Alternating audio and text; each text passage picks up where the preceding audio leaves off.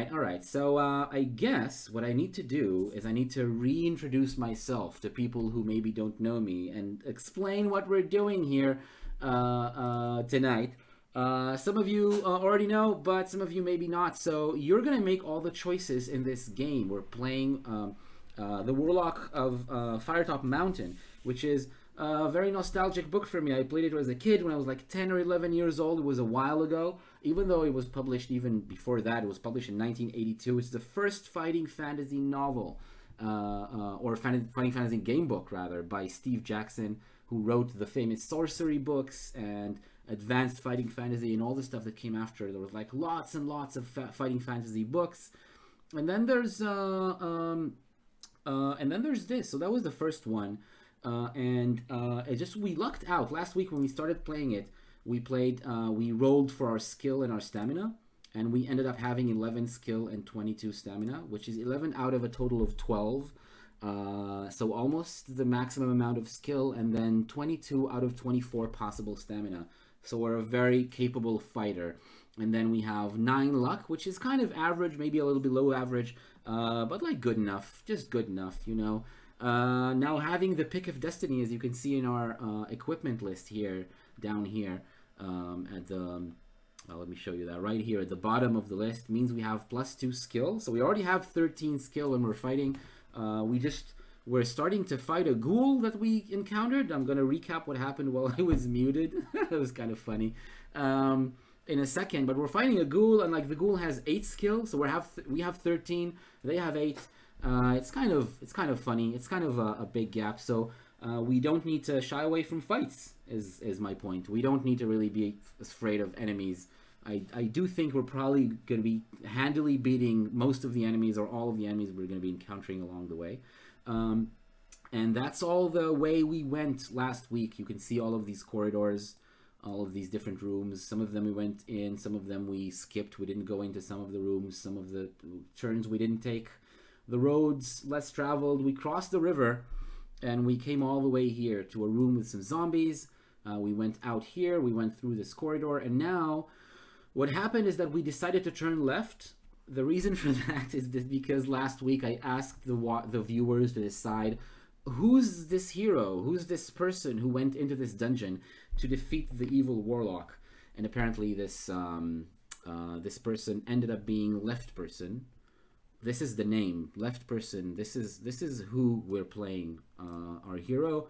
He's called Left. They are called Left Person because all of their limbs end in left hands. So there's 4 left hands. It's a guitar. Their weapon is a guitar, as you can see here in our inventory.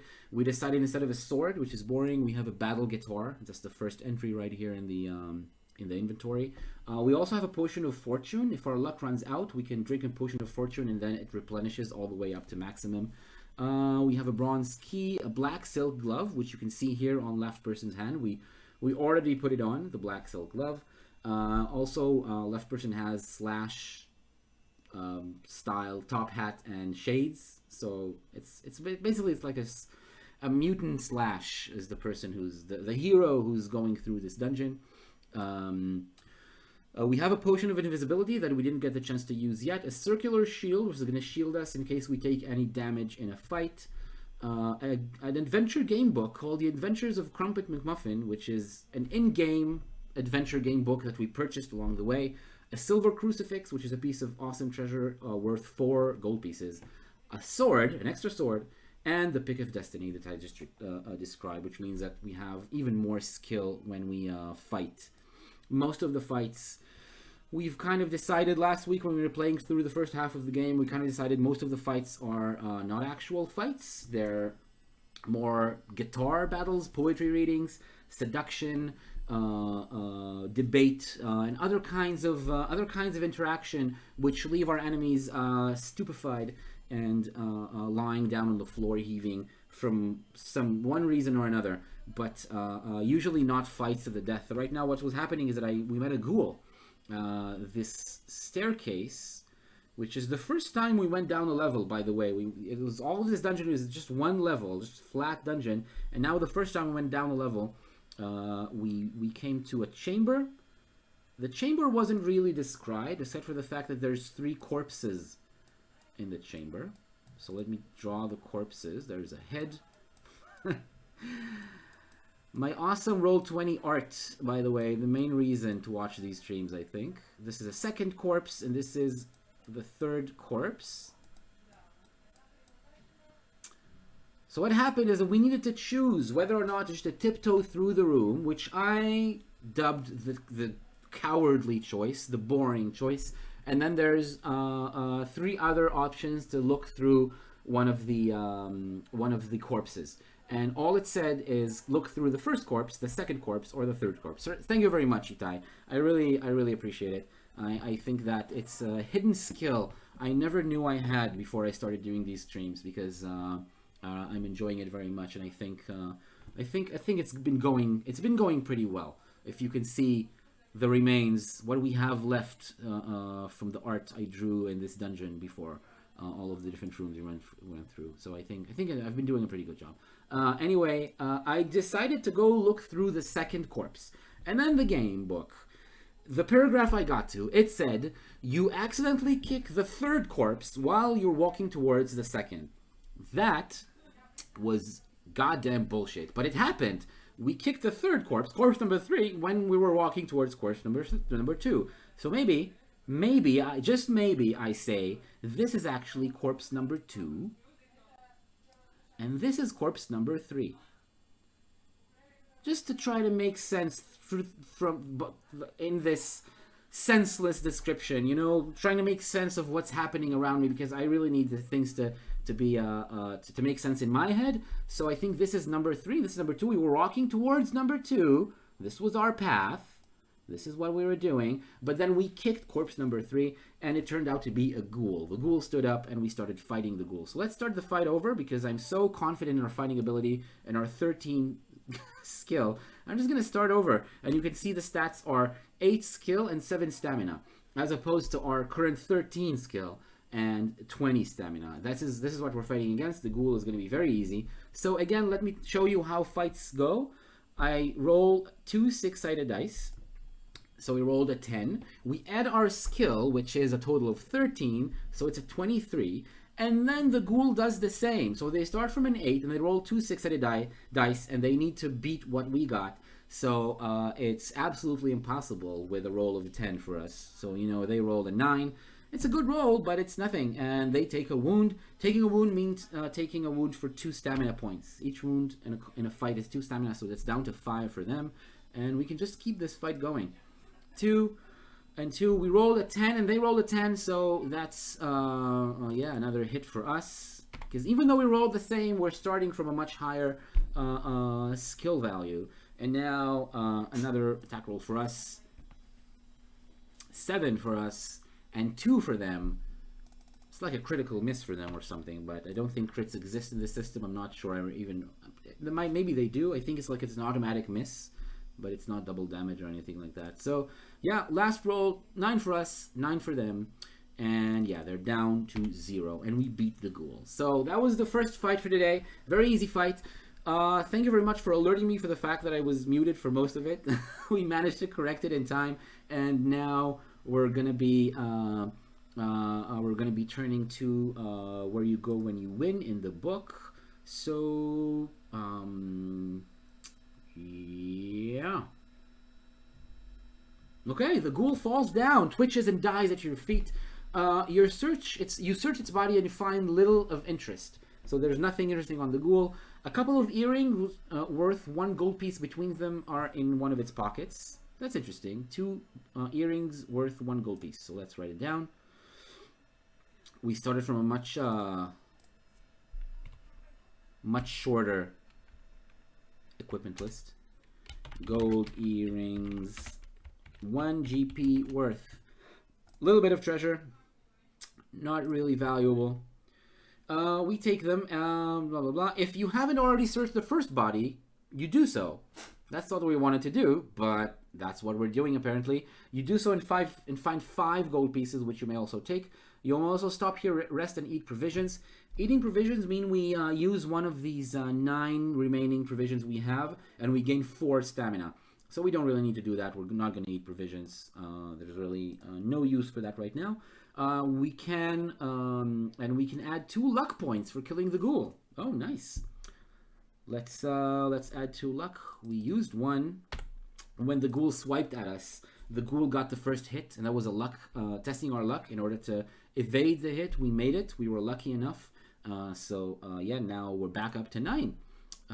You can't get luck, stamina, and skill above your initial scores, of course. So we started with 9, went down to 8. We gained 2 luck points, but we can just go up back to 9, of course. So we now may search the second body finally. After we dealt with all the rest of the bodies, we started with the second body. We had to go through all the rest. Let's look through the second body. Okay, so you search the pockets of the other body and you find 8 gold pieces. That's nice. A bottle of liquid and an old piece of parchment. You may take these items. To read the parchment, turn to 212. To test the liquid, turn to 369. Oh, okay. So that's a choice, and you're going to make this choice, chat. So listen up. We have some gold pieces, which I'm going to write down in a second. We have a bottle of liquid and an old piece of parchment. Do we want to read the parchment or test the liquid?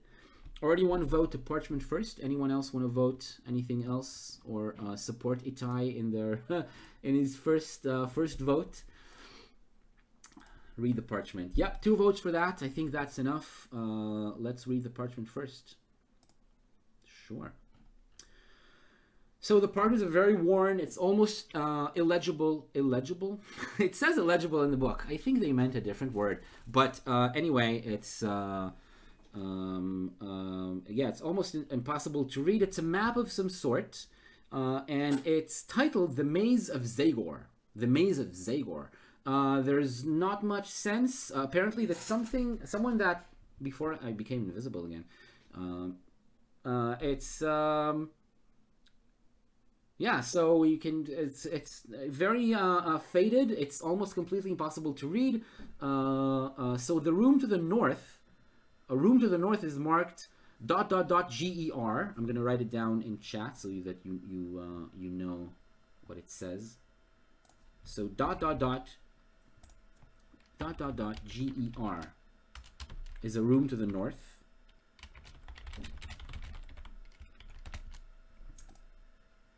And then another to the east is marked room to the east. SM ... P ... LE. All right, so that's the 2 things that are marked in the parchment. Obviously, just a couple of clues they wanted us to have, so that's what you know. You have these 2 clues: room to the something to the north and something to the east of here, and that's it. You fold the map, you put it in your pocket. Let's write down the new treasures we have. If you didn't test the liquid yet, you want to do so. You can do that now. So tell me. Do you want to test the liquid, or do you want to just go ahead and exit the room and keep going? Make your choice.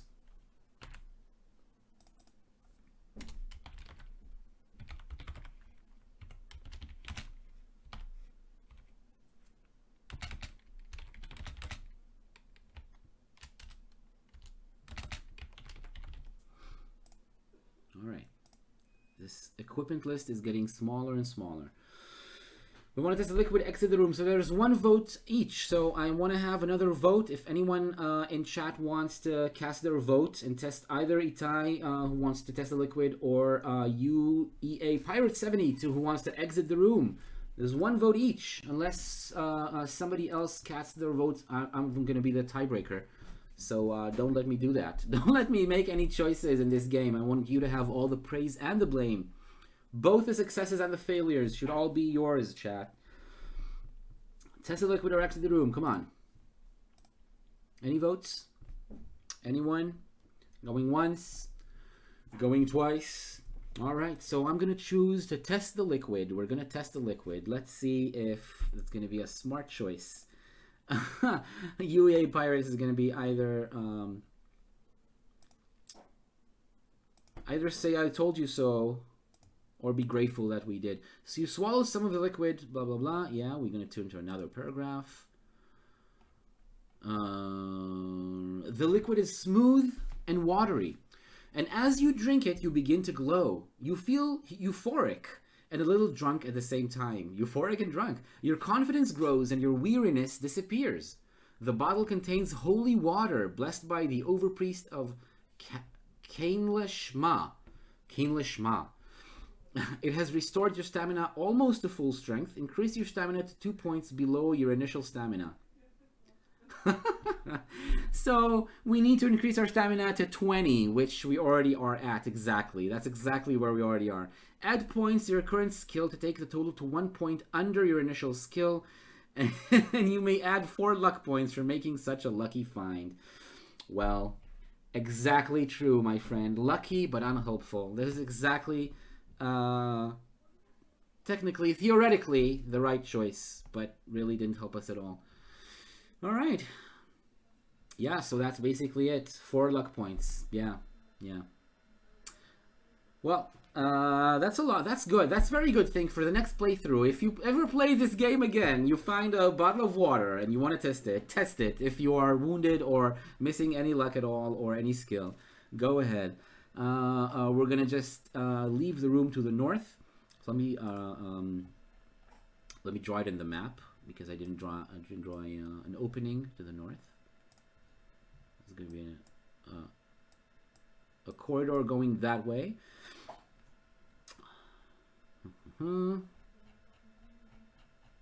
Yep. You leave the chamber, walk down a short passage, and reach a staircase going up. Up! We just went down. You climb the stairs and arrive at the top in a passageway. Turn to 197. Okay. 197. At the top of the stairs, the passage turns sharply to the east. As you pause to get your bearings, you hear a creaking in the rock behind you. You spin around in time to see a heavy portcullis drop to seal off the passageway behind you. Your only way now is forward. You may either press on forward or check the walls for secret passages.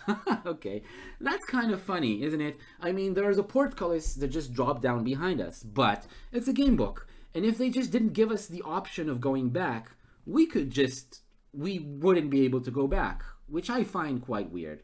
So we either go forward or we check the walls for secret passages. So please make the choice, chat, while I draw the stairs and all the rest of the things that just happened. It turns to the east, and then there was a portcullis that just happened. Let's say this is what it looks like. Boom. Drop to the floor. Check the walls for secret passages, of course. Yeah, of course. 2 votes for that. That's enough. Let's check the walls. Secret passages. Isn't it funny? It's like it's an actual adventure. Yeah, so north is up, and I'll draw in white, which is a good idea to show that there's an opening where previously I didn't draw one. Nope. No. This. Yes. Thank you, Itai. Good idea. Yeah, north is upwards. Let's do this. I believe that is pretty clear. Cool. So, yeah, we check the walls for secret passages. It already happened once. It's a game book. If what I was starting to say, if it was an adventure like a D&D adventure, like a roleplay, like a regular roleplay adventure, this would have meaning. A portcullis dropping down behind the hero, and you're not able to go back. Would like meaningful, like really meaningful, because the player could always say, "I go back. I want to go back." But in a game book, you can just leave out that option. You can just not let them go back. You know, when you get into the dungeon in the first place, for example, a player could say, I just go out. I don't go into the jungle, into the dungeon. I just rest. I camp out for another day. I want to go in tomorrow. But the game book doesn't leave you this option. It doesn't give you this option. So for some reason here, they thought it was important to describe the portcullis dropping down behind you. I think it's quite funny. Paragraph 295. You find no secret passages. However, your explorations attract some sort of creature, and as you listen, you can hear something coming down the corridor towards you.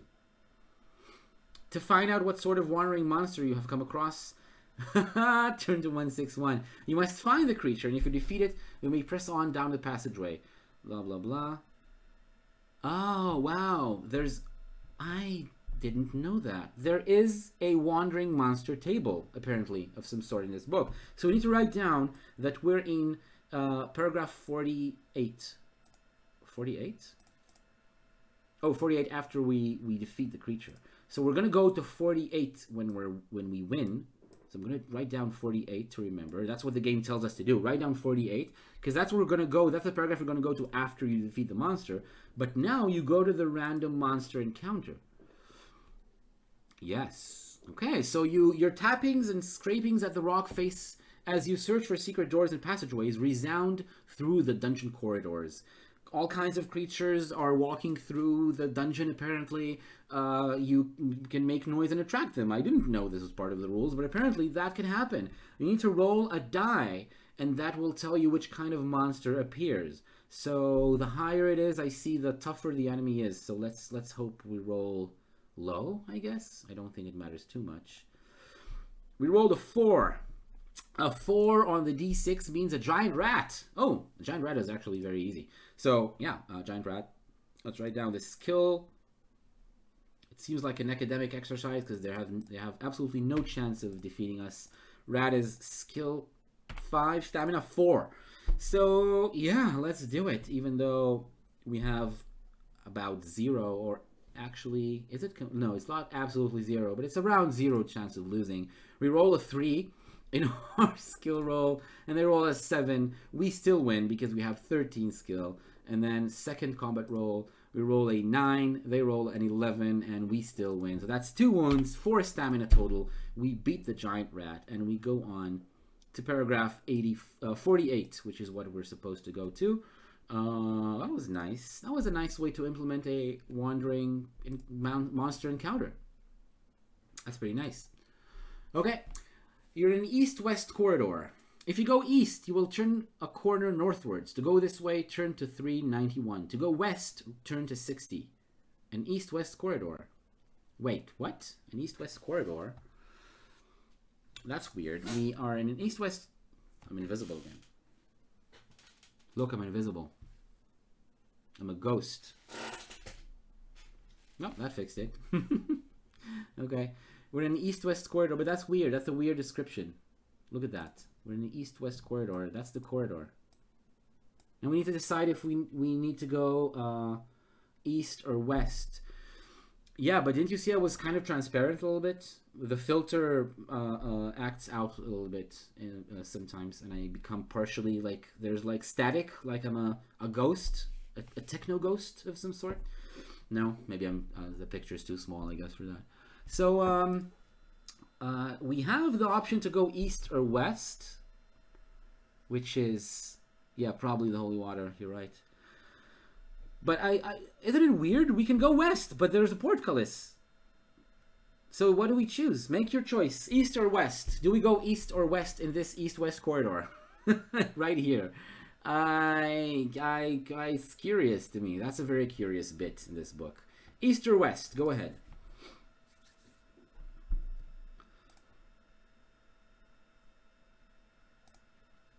East. Which makes sense. I want to go west just to see what happens and then go east. Can you cheat? All right. This is going to be an experiment. I'm going to decide we go west just to see what they have in mind. Did they forget? Did I draw something? You walk along the corridor. Look at this. You walk along the corridor only to find that the way westward is blocked by a heavy portcullis. Apparently, you're playing a character with serious amnesia in this game. Literally 2 minutes ago, we saw this portcullis block our way. And now the game tells us the way westward is blocked. I think I know what's going on. I have a guess. Later on, after we're done, I might go and check it. I might go back and like go through other paragraph, like a different path in the dungeon and check it. I think you can get in this into these, like this corridor and these paragraphs from 2 different directions. I think here, look at this. What my guess is, if you go here, there's some way that leads somehow up here and you get to this corridor. I think that's what's going on. And then the game doesn't want you to go back. When you go from here, it doesn't want you to go back down and look through the corpses and go back all the way back. So that's what I think, that's what's going on. I think the game is locking us here because we can get to this corridor from 2 different directions. That's my guess. So yeah, we go back to where we came, and then we go east, which is the only way we really have to go. You're at the south end of a north-south corridor. Looking northwards, you can see a passage coming off from the east wall. Do you want to go up this passage? Yeah, definitely. I mean, we know this definitely happens. It's just that for me, it's weird. It's like, it's funny to see that in some places the game actually acknowledges that, and the design actually accounts for the fact that we can get to some places through 2 different angles, and then the game doesn't want us to go in a way that's supposed to be like back in the story. So the weird ways the game finds to do that, somehow implying that your character has amnesia in order to do that, like making it new for you. You find out the path is blocked by portcullis. Okay, so a north-south corridor. Let's draw it so that we all have a clear picture. So a north-south corridor. That's how this looks. Northwards, you can see a passage coming off from the east. Do you want to go up to this passage, to check for secret passages as you walk northwards, or to go south following a bend to the west? Well, we already went south following a bend to the west. It's going back, and we're going to get to the portcullis again. So it's really a passage where you can go both ways. Like that's a 2-way corridor, which doesn't usually happen. So we either go up to the passage in the east wall to the north, or we check for secret passages as we walk northwards. What do you choose, chat? Make your choice. Just walk up to the passage going east, or check for secret passages.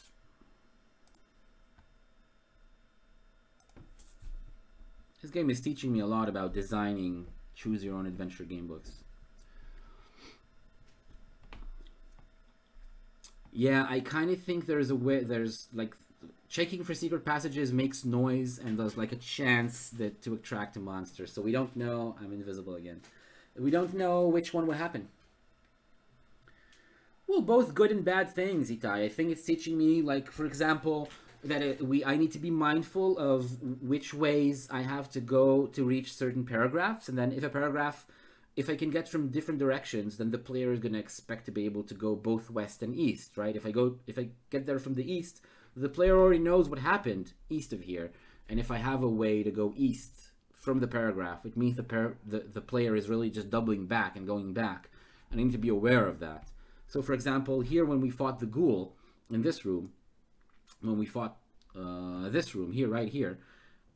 Wait, you don't see it? Oh yeah, now I see my cursor. When we fought the ghouls, you know, we left the room in a different state than the state it was when we got there. You know, there were corpses with treasure, and one of them was a ghoul. And then we left a corpse of a ghoul, of a defeated ghoul, and 2 corpses with no treasure. So I think that, like, the game, we need to be aware, if we write a choose your own adventure game, we need to be aware of the fact that we can't let the player come in from a different direction, like come in from a different way, and then go back to the room and find it just in a pristine condition, because then it means that if I go through this room and then double back, I'll find it with new treasure and more holy water. That was weird. That's right, yeah. I think sorcery, the 4 sorcery books, which I'm gonna play on this stream sometime in the near future, I'm pretty sure. I think they use switches sometimes. They have some instructions of, like, when you get to a certain point, like, you go to a paragraph which is like add 45 to the number of the paragraph. You know, you remember that? You can get to some places where you're disguised, and if you're disguised, then it says if you're recognized as something, a specific kind of person, as you are, and then you just need to add 45 or some number to the paragraph number, and then you get to like a secret option, a secret choice. Transparent again. This is really annoying. I need to change the lighting here. Basically, it means the lighting is wrong because the filter is not picking me up properly. Okay, so we go east. We chose to go east. Just walk up to the passage. Not risk a secret, random monster encounter. Okay, so it's a north-south corridor, and there's a T-junction. So we can go east, south, north, and there's two options to check for secret passages. Oh my god. Lots of secret passages in this dungeon, I guess. So 3 options. Go east, go north. There's an option to go south, but we know we're not going to do that. And there's check for secret passages to the north or to the south, which is what we just didn't do with this option. So there's 4 options. Go east, go north, and check for secret passages north or south. What do you choose, chat?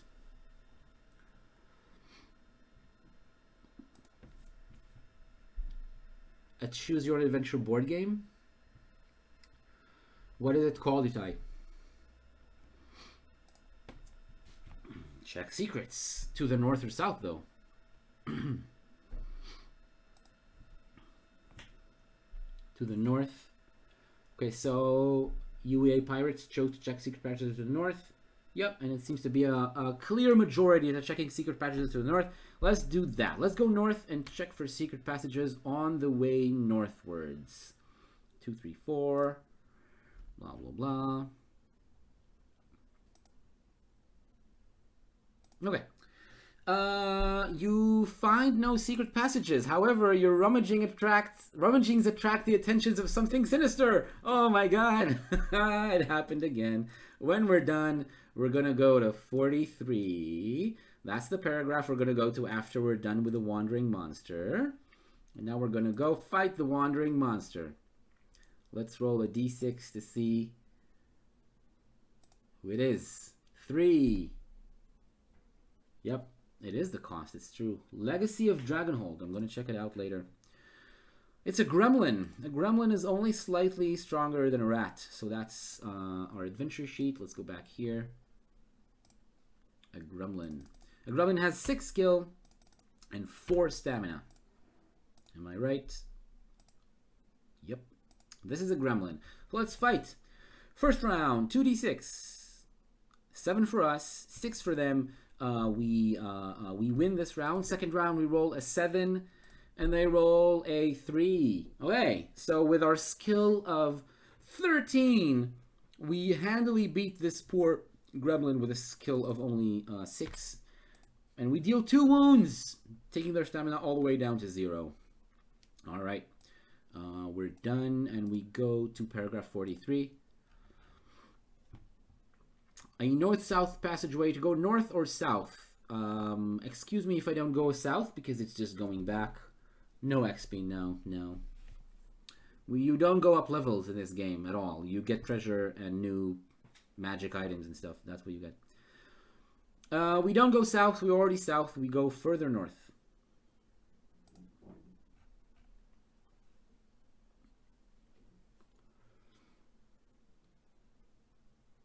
The percentage of getting weak monsters? What does that mean?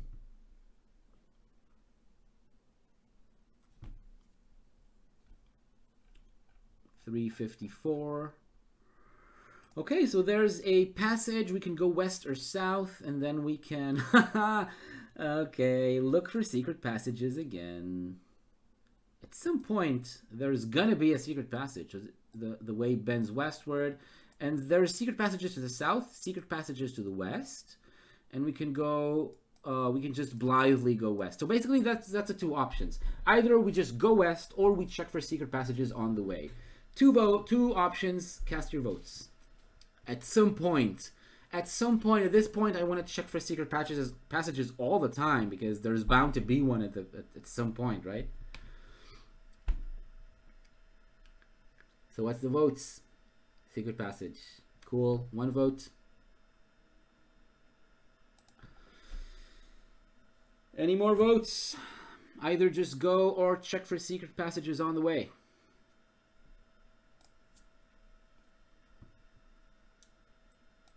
When do I become a ghost? Is it when I lean forward? Because the lighting is not as good when I lean forward. Nope. That's not when it happens. Just 1 vote. Saber Runner, Itai. Do you have any suggestions? Anyone else who hasn't yet participated? You can cast your votes and tell me what you think I need to do. Secret. Okay, cool. So let's check for secret passages on the way westwards.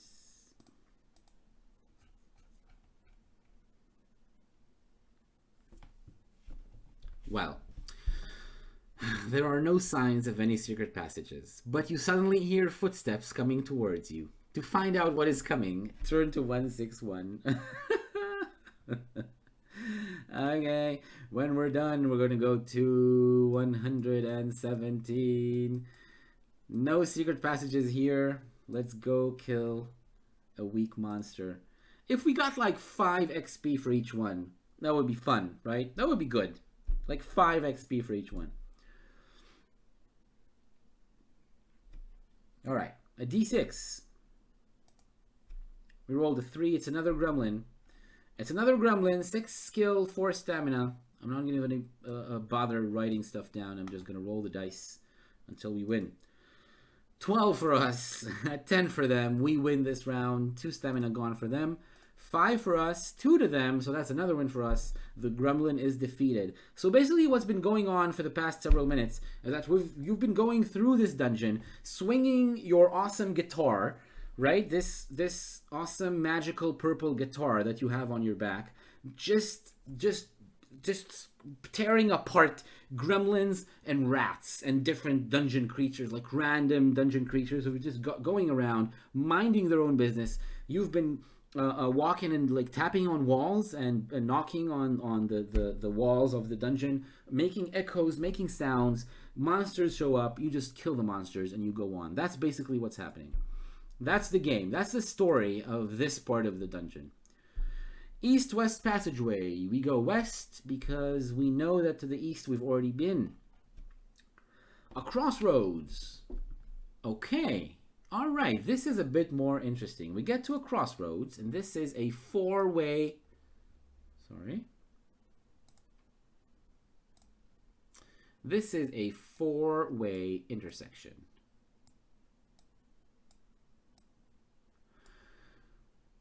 To the west, the passageway goes on for a few meters and turns northwards. A few meters, then turns northwards. This is it. To the north, the passageway ends at a door. Ooh, there's a door. Let's draw a door.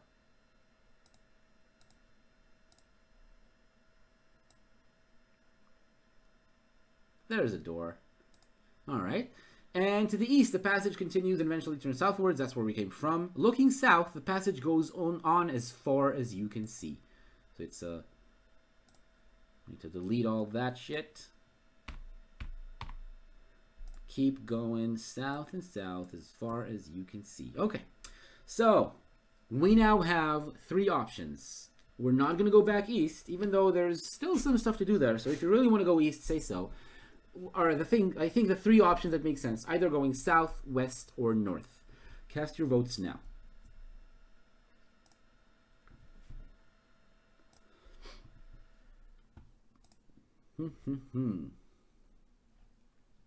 South. 1 vote south. Any more votes? Anything else?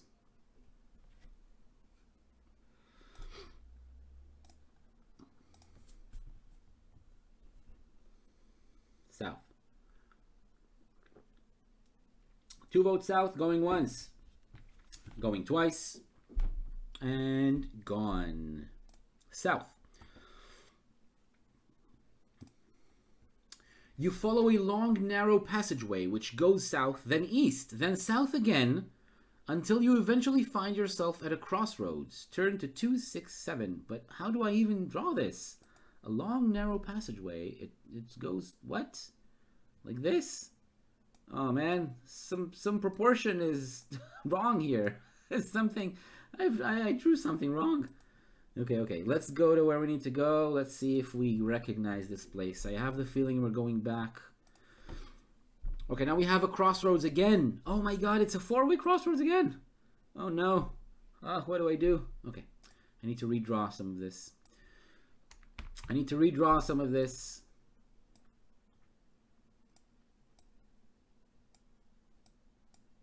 All right, now we're doing this. Another four-way passage. They are, yeah, it does seem like they're just writing more paragraphs. I don't know for what purpose. I mean, I'm just wondering the various wonders and harrowing encounters in all of the passages we don't go to. Do we go north, south, west, or east? All four directions are open here. North, south, west, or east? Vote, please.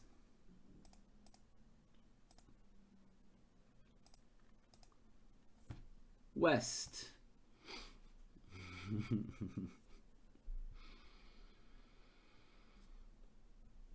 They told me when I just decided I'm going to run this game, I wrote it in some kind of like some forums and Reddit and stuff, and some people said, it's not a very good book. It's not a very good game book. It's the Maze of Zagor. Oh my god, maybe this is it. This is the maze. So wait, what do we know? I wrote it down in chat. I wrote it down somewhere. We had Ger to the north, G-E-R, and S-M-P-L-E to the east. I don't know.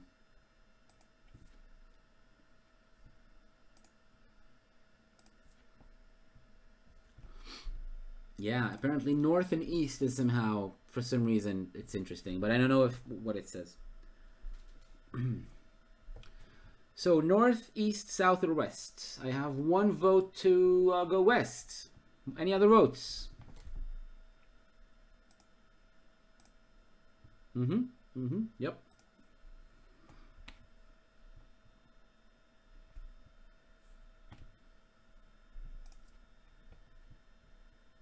West then. Okay, yeah, let's go west. Even though it's not technically turning left, which is what left person does. That's what left person does. Left person turns what? Turns left as often as possible. We go west. Let's go. Okay, the passageway ends in front of you in a dead end. Okay, so we have two options. Either we search for secret passageways, or we turn back. What do we do? Secret passageways or turn back? This is the dead end. Make your choice, chat. Secret and turn back. Oh no, we have one each. Oh god. Anyone wants to choose another option? A third vote, maybe?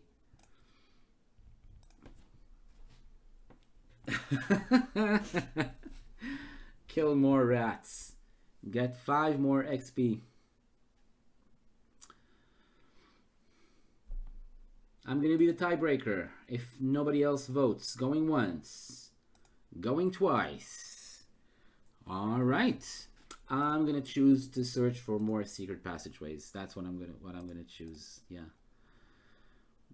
I mean, one of them has to be a secret passageway. You find no secret passages, but as you press the wall, you hear a click.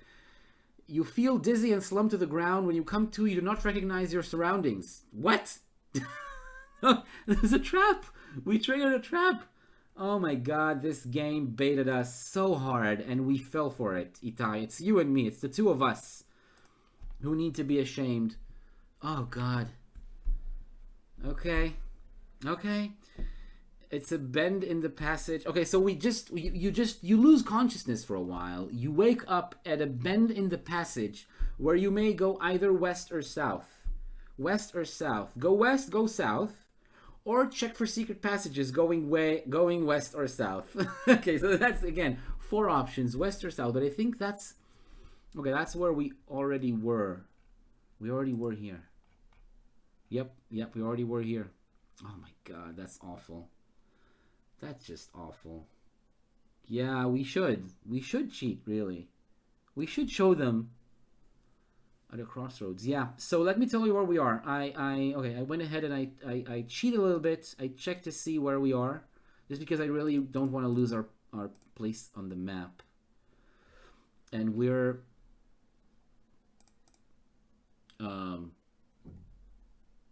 we are here.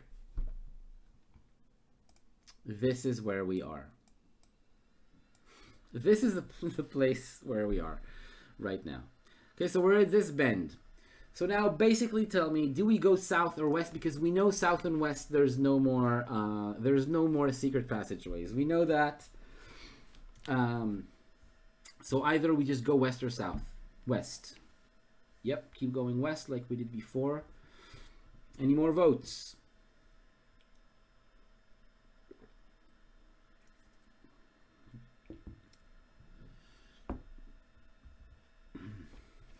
Any more votes?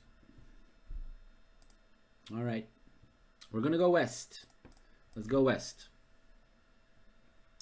So we already were there. So now we need to decide if you go northwest or south, which is what we did before. So east and south, we know some at least of what's going on there. We don't know everything, but we know some of what's expecting us to the east and south of here. But north and west are unknown directions. Do we go north, west, east, or south from here?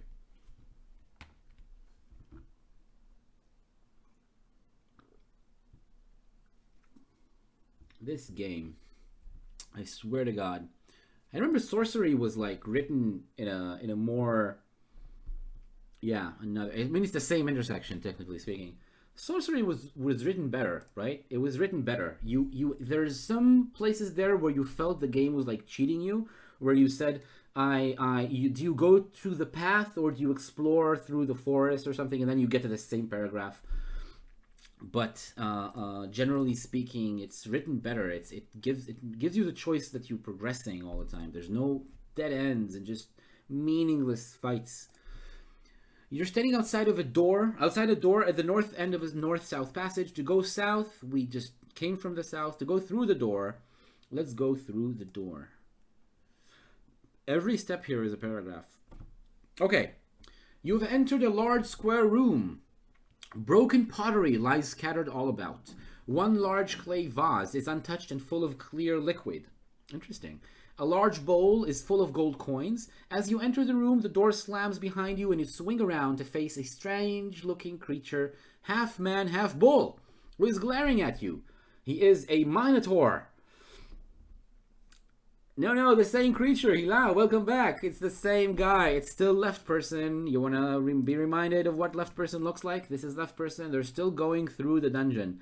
Look at this crazy maze we just went through. We just went through all of these corridors, some of them more than once.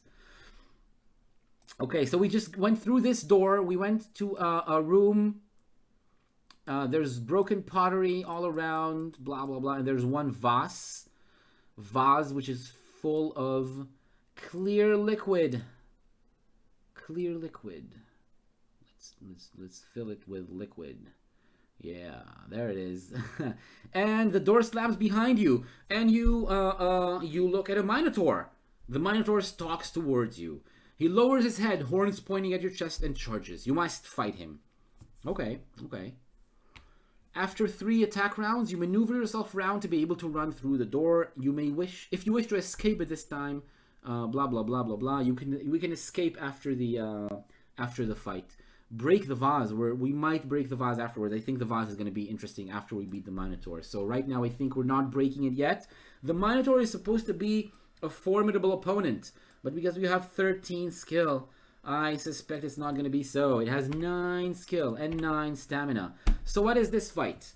In the previous round last week, when we did the first half of the adventure, almost no fight was a fight. The fights were all poetry readings, seductions, debates, or merry chases around the room.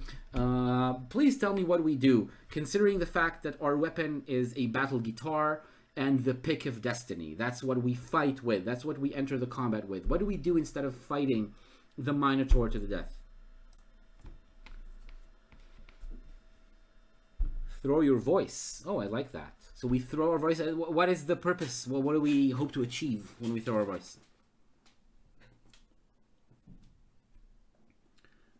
Shows at the walls. Nice. Okay, cool. So we're a ventriloquist. We can throw our voice, make it echo from different directions, and that's what we do. So first round, So first round we roll for our own attack. We roll a 6, and the Minotaur rolls an 8. That's 2 more than us, but we have a skill of 13, and he has a 9, a skill of 9. So we have a total of 19, and his total of 7 is 17. So we still managed to wound him. That means that you throw your voice. And your voice is seemingly coming from the eastern wall of the room. The Minotaur charges at the mysterious figure who sounds exactly like you from the eastern wall and just slams with his horns into the stone wall. He needs to wrestle a little bit, and in order to free himself, he turns back to you and he starts running again. Let's roll another attack roll for yourself. That is a 6 again for us, and a 7 for the Minotaur. So it's another hit for us. They're down to 5 stamina. You just duck to the side, and you throw your voice behind you, and the Minotaur runs above, just right to the side of you, almost hitting you with the horns, but then again slamming into the wall. This time it's not with the horns, it's with the side of his body, like slams, like body slams the wall, gets like really angry this time. There's steam coming out of the Minotaur, the bull's nose, and he lunges at you again. Another round, 6 for you again, and 7 for the Minotaur once again. The Minotaur trips over one of the shards of broken pottery on the ground and rolls on the ground, taking another wound. It's now like heavily wounded, scrambling up on its feet again. Let's do another combat round. 6 for us. It's all we roll, and an 8 for the Minotaur. I feel like it's an ongoing theme, and the Minotaur slips. It's trying to get up. It slips on one of the pieces of pottery and falls down again on his back this time. The Minotaur is wounded and almost completely gone. Just 1 point of stamina left after having taken 4 wounds from us. 7 for you, left person, and 7 for the Minotaur means this is the time for you to walk up to the Minotaur and deliver the coup de grace. Please tell me, what does that look like? What do you do to the Minotaur when it's on its back, on the ground, covered in broken pottery, all like beaten up and wounded, not having landed a single hit on you? What do you do?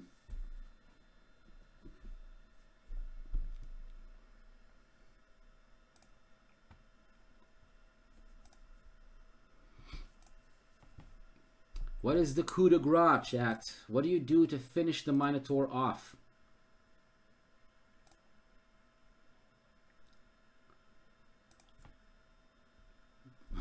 Okay.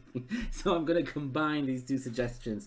Look him straight in the eye. You look him straight in the eye and you tell him, I faked it for, what? Out of the 7?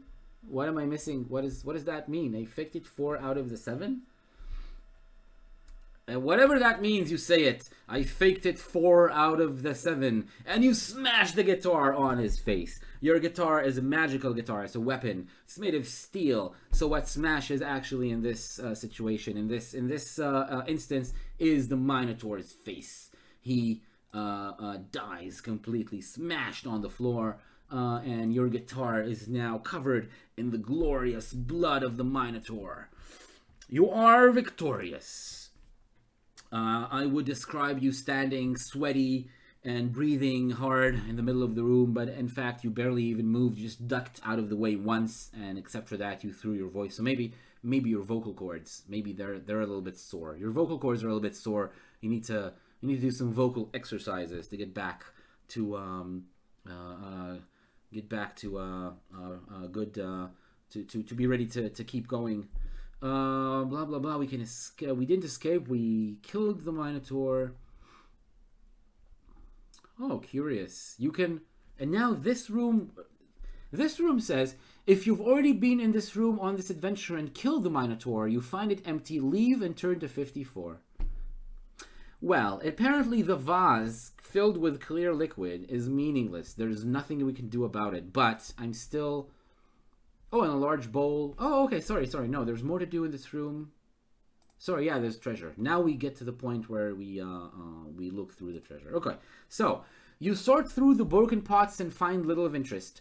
The liquid looks, smells, and tastes like water. The coins in the pot are a fraud. 8 genuine gold pieces lie on the surface of the pile, and you may take these.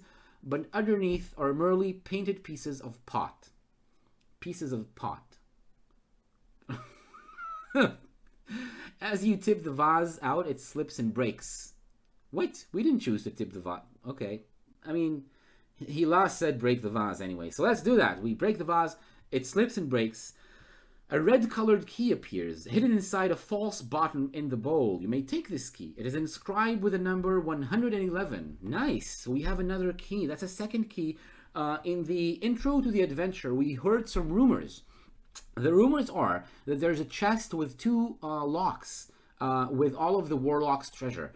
And what we didn't use the first key yet. No. I think we now have two keys, which might be what we need to open the treasure at the end of the adventure. And I have the feeling these numbers are significant, and then I think that there's more than two keys. Yeah, here it is, bronze key 99.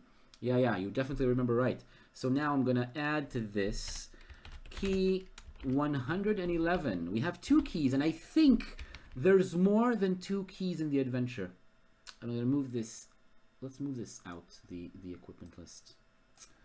Let's do this here. Let's enlarge the font a little bit. Okay, here's the equipment list.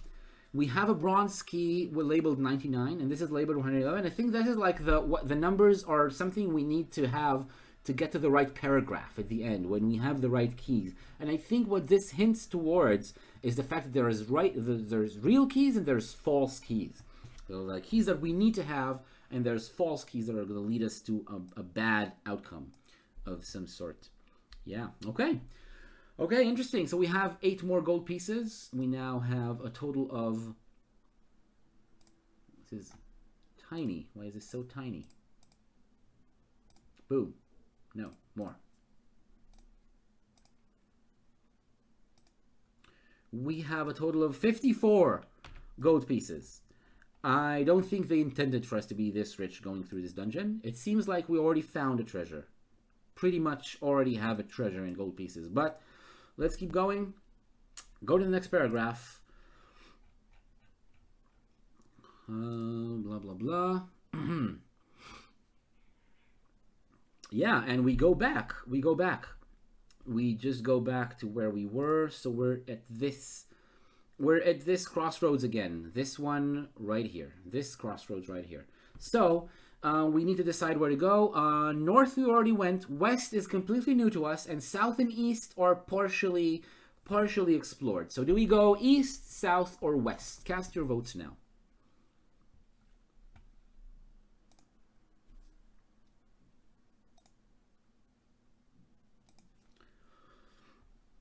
East is, I think if we go east, so that's basically, that means we go here. That's the unexplored part to the east, the only unexplored part. That's west is completely unknown, and south means we go to one of these two. These are the two options that are unexplored. So we have 1 vote east, 1 vote west. Hila or anyone else, do you want to cast another vote and break the tie?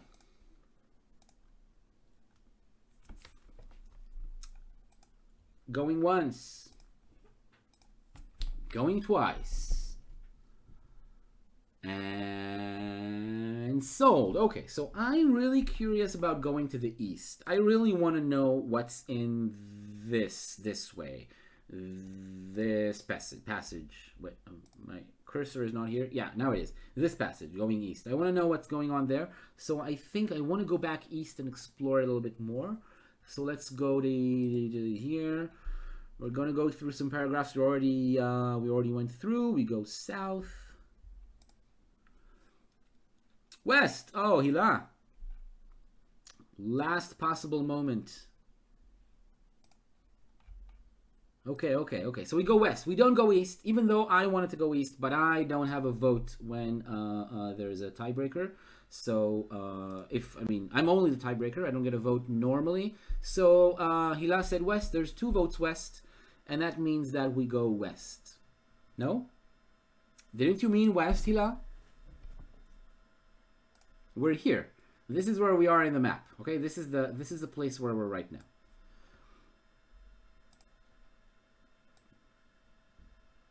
So we have one vote to go west, one vote to go east, and I think you added your vote to go west. Okay, blame it on the cat. Next time I'm just gonna go with whatever comes out, even without your vote, Hila. Okay. We go west. So there's a corner and there's a bend in the passageway to the north. The passage ends in a dead end. To investigate this, or to go eastwards. Okay, so there's a dead end again. Do you investigate the dead end, or do you go back east? This is the dead end. Cast your votes. Only two options this time. Investigate the dead end, or go back east. Investigate. One vote, investigate.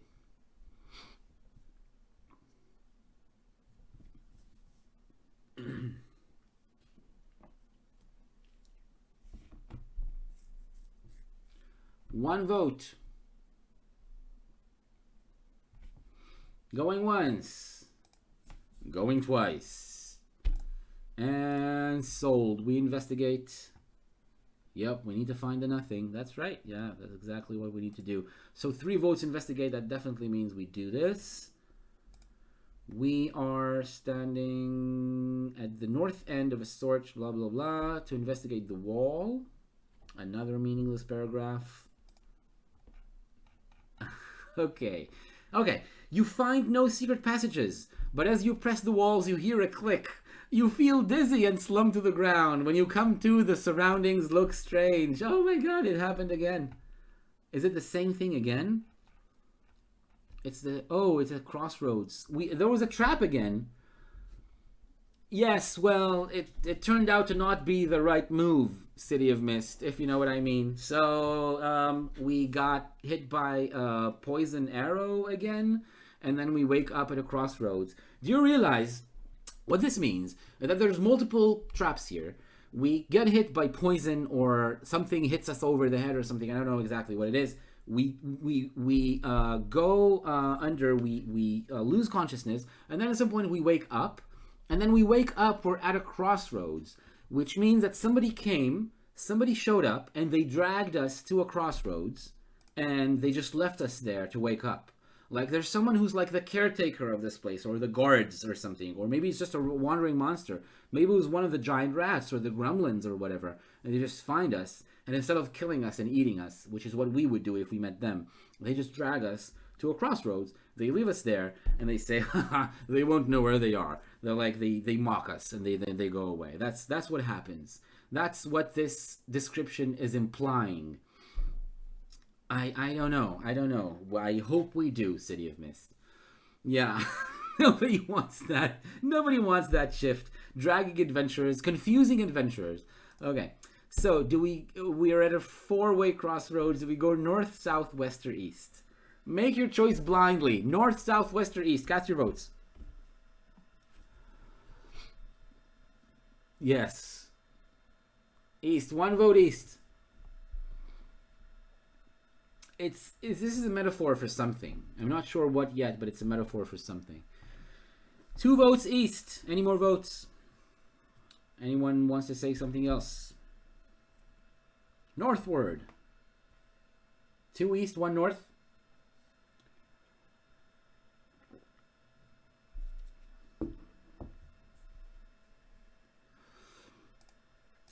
All right, no more votes. Okay, so we have 2 east and 1 north. We go east. This is a few meters down. At a dead end. A dead end again. So we're at a dead end. I don't even know where we are. I have the feeling, I think, that we're here. I think I remember the numbers. And I think we're here. So we go east. We're at a dead end. I'm not going to draw it yet because I'm not completely sure. Do we investigate or turn back? 2 options. Investigate or turn back. Go back! UA pirates learned their lesson. Investigate. Itai obviously hasn't learned the lesson. City of Mist hasn't been burnt yet. New here, so wants to investigate. You lose time, does anything bad happen? There's no time tracking here. You go to the same paragraph, you're in exactly the same kind of situation. 3 investigate. Pirates, I'm sorry, man. I know you have your heart is at the right place. You are I don't know. I guess there's no harm. I guess there's no harm. If you are actually playing it properly, I think you're supposed to be disoriented by this, but I don't know. I don't know. Yeah, yeah, exactly right, Ila. Just like love. All right, we investigate the end of the passage. We're at the end of the passage. Oh, listen to this. A loose stone falls out to reveal a rope in the rock. There's a rope in the rock. If you wish to pull it, turn to 67. If you feel it would be wiser to leave it alone, you can return to the crossroads. Do we pull the rope or do we go back? Pull it! Pull it! The voices say. This time I say go back. Then we say go back. We find something. Ah, yes. Pull it. I mean, you still... Your intuition... Your first intuition might still turn out to be the wiser choice. Let's wait until we pull the rope. But obviously we do. You pull the rope, a small door swings open. Wow, revealing a passage into a north-south corridor. Will you return to the crossroads or go through the secret door? Wow, nice. That's 67. I want to make sure where we are. I think... Yeah, I think we were here. This is where we were. This is where we were. And there was a secret passage. So there's a secret passage right here with a rope. So secret passage, remember secret passages were marked with an S. With an S. So that's doesn't really look like an S the way I drew it here, but trust me, there's an S here. And then there's this north-south passage. I wonder if this passage is this. I wonder if it's this. Let's see. We go through. Let's see what happens. Everyone wants to go through, so we go through.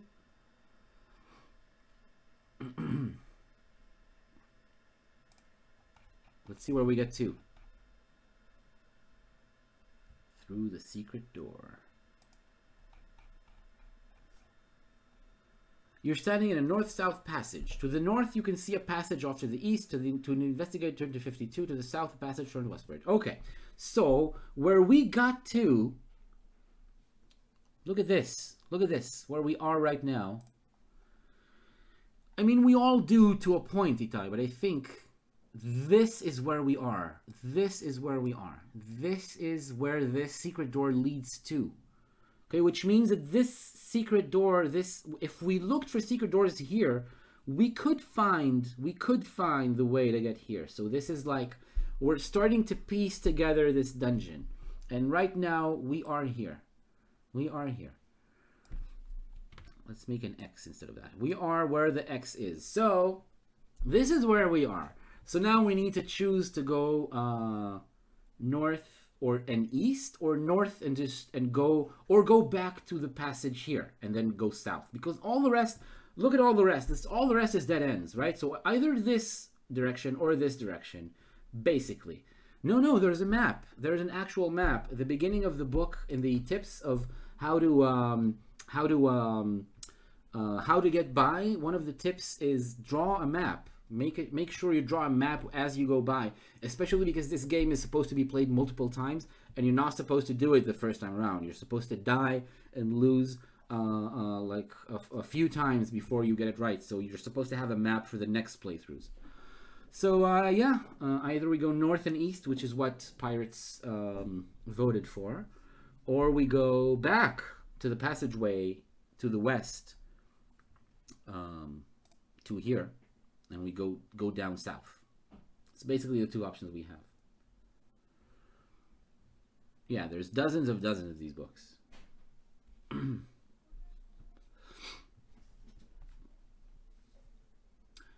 Yeah, I guess most or all of us here are Israeli. I'm not sure if you EA Pirates, I'm not sure where you found this stream right here. I'm not sure if you're one of my friends on Facebook or if you found it in one of the forums I put it on. So if you're not from Israel, we all played, when we were kids, we played the translated versions, the Hebrew. So all the 4 sorcery books, which are the best ones, they were translated. And then there were a bunch more, some others from Defining Fantasy. There were like many dozens of them. Many dozens that Jackson and Livingston wrote. Come on, cast votes. 2 options, only 2 options. Do we go east or do we go back to the intersection and turn south? Only 2 options.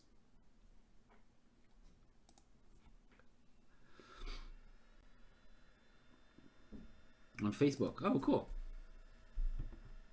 All right, nice to meet you, man. That's cool. It's cool to see you here.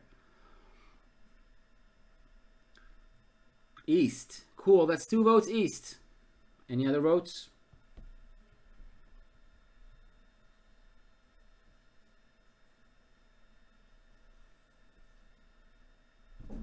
All right, no more votes. People are getting to know each other. That's cool. I'm gonna go. I'm gonna go to where we turn east. Passage to the east to investigate. Turn to 52. We go east. All right.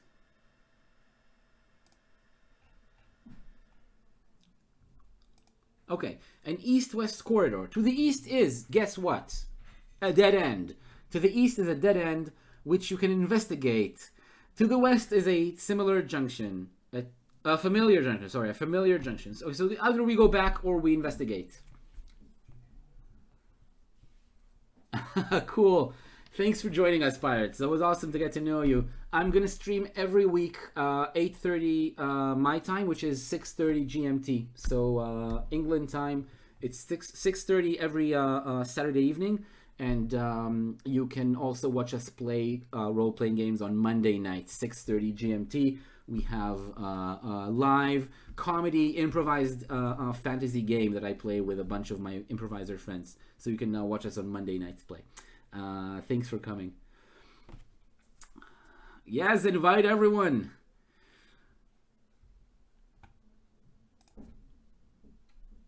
Investigate. 1 vote investigate, Itai.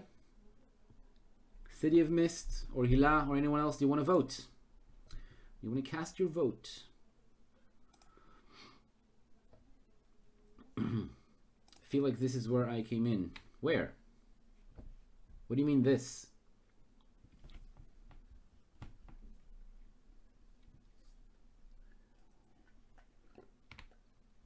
And got trapped. Yeah, but it was a different one. Look. Look at all the dead ends here. Look. There's a dead end here. There's one here. There's a dead end here. And both of them were trapped. I think you came in here. This one is where you joined. We got trapped here. And then we woke up like in this point, I think. This way. And we went all the way back. And we fought the Minotaur. We went back. We got here. Then we investigated again. I mean, it did save us in the sense that it canceled another direction, right? It canceled another direction that we now know is nothing, is not a thing. Okay. So investigate then. 2 votes investigate, which means we're gonna go investigate. No secret passages, but you. Okay, sorry. The dead end appears to have no secret passages, but you can check by turning to 306. Why is there an extra paragraph saying that? Why can't it just go to the checking the secret passages to begin with? Oh god, another fight. Okay, so you still find no secret passageways. Amit, I'll have you know that before you joined us, this thing that just is gonna happen now happened like 3 times. So this is the 4th time this is happening. You find no secret passageways, but coming towards you down the corridor, you can see a creature-like shape. To find out what is coming towards you, turn to 161 and prepare the fight. This is a random encounter. We made noise looking for a secret passageway and we wasted time, and now we're gonna have to fight. So, okay, when we're done, we need to write down that we're gonna go to 261. 261. Is this legible? Is this illegible? 261 is where we go. You're correct, Itai. Yeah. Okay. So, let's go to fight. Let's go to fight. We roll a die. This is random. The rolling a die to see which creature we kill is random. We got a 3, which is again a gremlin. Another gremlin with 6 skill and 4 stamina. Let's roll our own attack. A 7 for us, plus our 13 skill is 20. They have 6 skill, and they roll a 2d6. 7 plus 6 is 13. 20 beats a 13. So we deal 1 wound to the gremlin. They're down to 2 stamina. Our second attack is... we roll a 5, they roll a 7. It's not enough. We're still... it's the brother... it's the youngest of 3 brothers, because we killed 2 gremlins already. So that's the youngest one. And we now know that this is also a dead end with no more secret doors. No secret passageways. Okay, so we're done. That's it. We go to 261, which is what we wrote down to remember. Reach the junction and continue eastwards? What do you mean eastwards? We came from the west.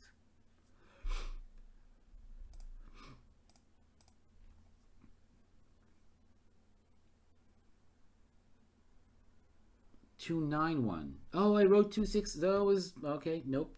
My mistake. That's 291, not 261.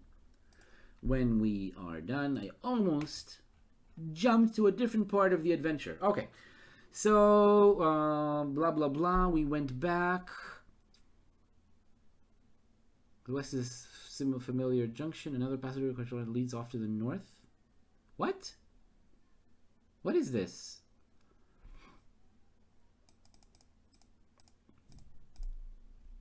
This is weird. 291. Huh. Okay. Apparently, there is an option that I kind of missed, I guess. I think we were already at this paragraph, because we can go east to the dead end here and investigate what we just investigated. We know that it's not a secret way passage, and we can go west and go back to the junction, which I recognize from the paragraph numbers. But another passageway, quite a short one, leads off to the north and ends in a large wooden door. If you want to try the door, you can do that. So do we go back or do we try the door? This is now your choice. Let's make sure that I erase this and create another passageway, which is right here at the door.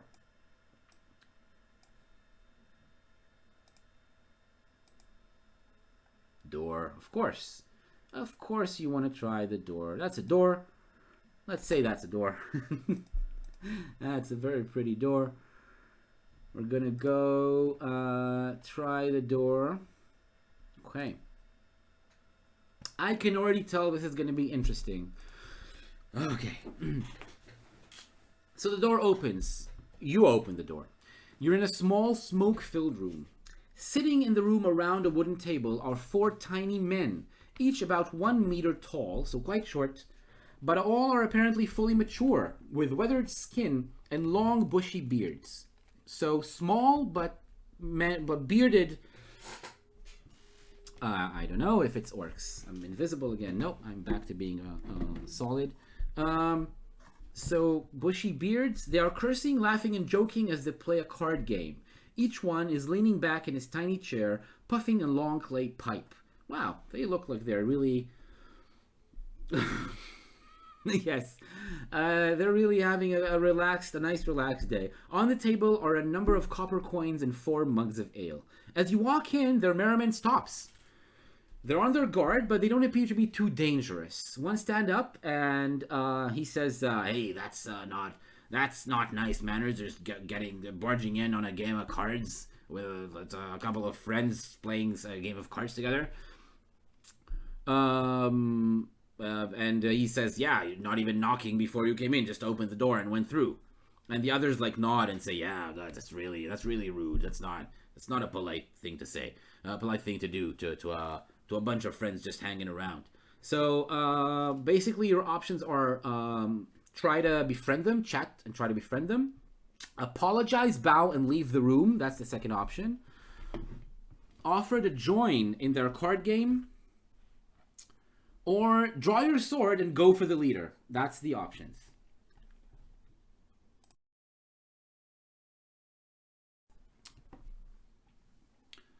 Play the game, join. So 2 votes to join the game. Don't fight them. Cool, I won't fight. Join. All right, 3 votes to join. That seems like everyone wants to join in their card game. So let's go to join. So they're kind of hesitant. They're not sure if they want to let you play because you just came in. But then when you say you want to play, it doesn't, I mean, so you're probably not threatening. And they are looking for a 5th player. So they say, yeah, okay, join us. Come on. Sit down with us. You play and you chat a little bit. And they tell you all about themselves and their lives. And like, you know, they let you have some beer. And they all loosen up. Maybe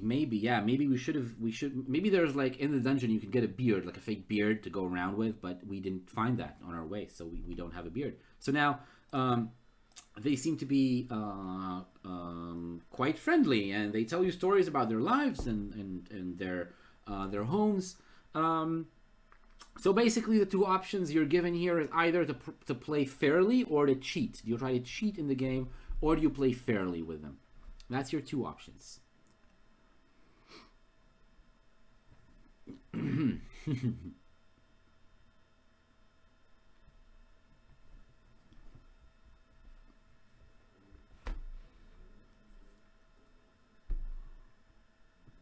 Okay, it's a hesitant vote to cheat. Play fairly. And City of Mist seems to agree with the tie. So is it 2 votes to cheat then? Are you voting to cheat?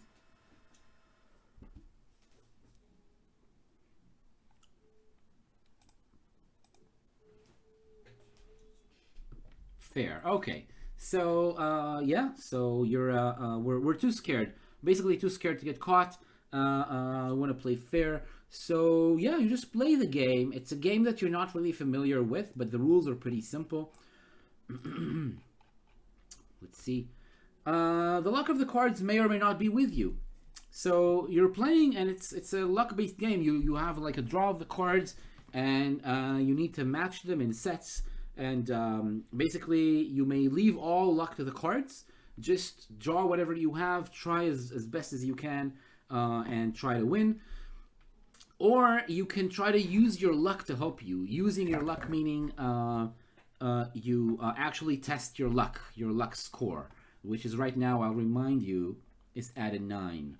And testing your luck means that we need to roll 2 dice to get a 9 or below, and then our luck score goes down by 1. Okay, so that's our 2 options. Either trust our luck, as in our luck score, or just play the best we can.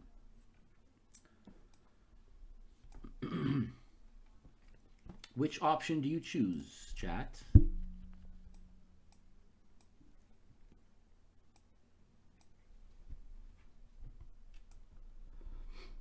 Luck. User luck. This is a cat. Look at the feisty cat. The cat is fighting me. All right, let's get the cat out of here. Yep. People want me to use the luck because, yeah, that's what we have luck points. So basically that means we test our luck. Let's do it right now. We roll 2 6-sided dice. We got a 9, which is exactly a success. Anything 9 or below is good.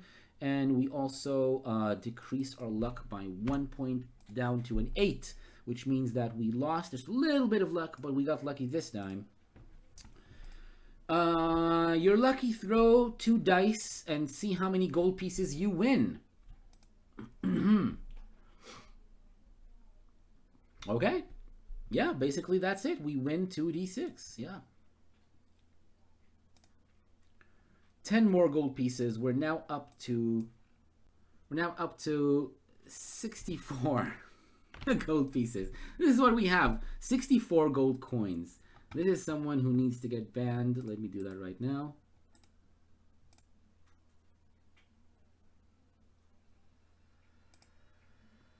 All right.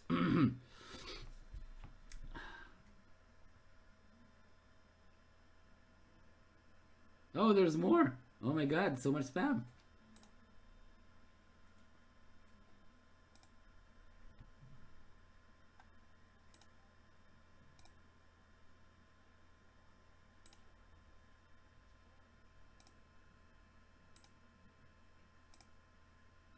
Okay.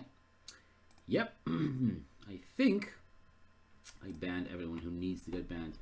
That was an attack. Look at that. Like 4, 5 people.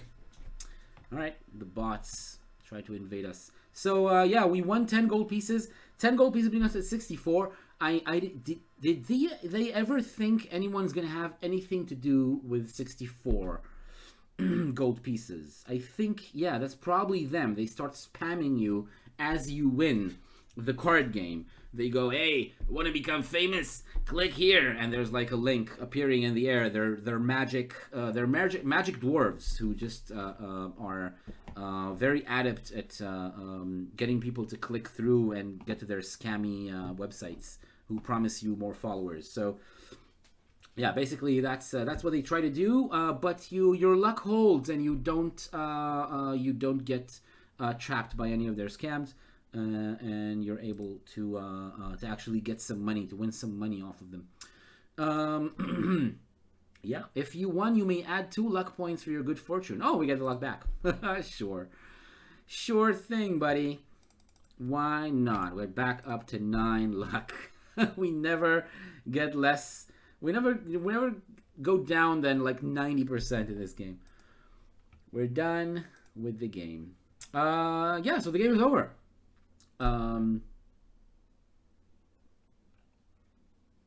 So you chat throughout the game.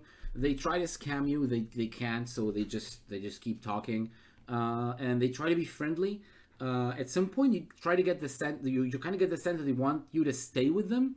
They want you to stay because they're stuck in this dungeon. It's like a maze, and they call it the Maze of Zagor. City of Mist, you joined a little bit late, so you don't know, but we actually got some clue that this is called the Maze of Zagor before. We were clued actually more than once when we went through this dungeon. And they say that at some point they realize there's no way to go back. The only way out is to go deeper into the dungeon. And they don't want to do that. They want to just stay and play cards. And they tell you that the way through the maze, from their investigation before that, is to leave the room and then go right, left, keep going straight, and then they start getting a bit vague. They're not completely sure that it's correct. Their memory is quite vague. They've been here for a while. They've been spamming, and they've been drinking a lot of beer and probably smoking a lot. So they say right, left, and keep going straight. So let's write it down just to be sure that we have it written down. Right, left, straight.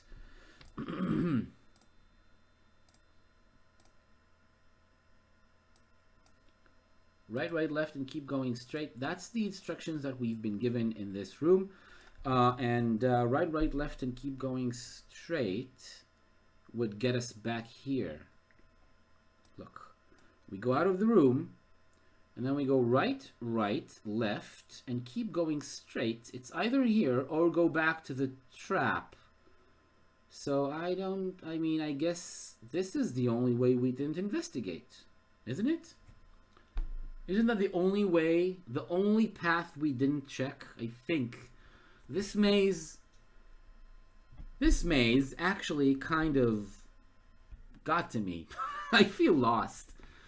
I really feel lost. Okay, I think that's the only way we didn't investigate yet. So, right, left, keep going straight, and then they begin, blah, blah, blah. You may, if you wish, eat a meal from your provisions, but you will have to share it with them, and thus we will only get half the normal stamina points. We don't need to get healed, so that it's not necessary. We don't need to waste some food here and share it with them. But you know what? I think we'll be nice. Let's be nice. I think we want to share a meal with them and get the 2 stamina from it. Because, we just scalped them for 10 gold pieces. That's a lot of money. That's a lot of money they lost. So we're going to go up to 22. Even though it's just 2 stamina missing. We're going to still do it. Alright. Here's the Maze of Zagor. And yeah, there's no way back. There's the portcullis, all the rest are dead ends and traps and shit. So we just need to keep going. Leave the room, go to 291. 291 is where we already were. Yeah. 291 is here. This is 291. This is the intersection. So we need to go west, north, west, and then I guess south. Let's just do that. Let's just do what? We go west. Now north. 2, 3, 4. Yeah. Nope, no 2, 3, 4. Sorry, my mistake. Going north. Going north, north, north. And then we go west.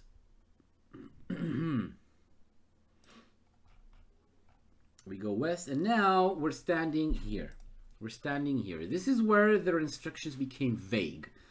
So if we're here for the first time, we might go north, where we already know there's an empty room where we beat a minotaur and got some treasure and got a key, which actually appears to be quite a valuable key. And then we got here and there was a trap here, and then we went south. So let's just go south. Another crossroads, which is the one that we see to the south of the maze. And now we go to the one choice I think we still didn't investigate, which is to the south of here. Let's do that. Okay. You set off south along a cobbled passageway. Cobbled passageway. It swings west, then south, then west again, until you find yourself in a 3-way junction. All right. Now, do we go north, west, or back east? North, west, or back east? Let me draw the dungeon for you while you make up your mind, please. Cast your votes.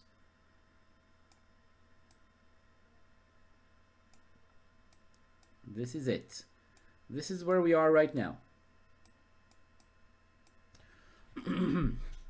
North, west, or back east? Please cast your votes and tell me where you want to go.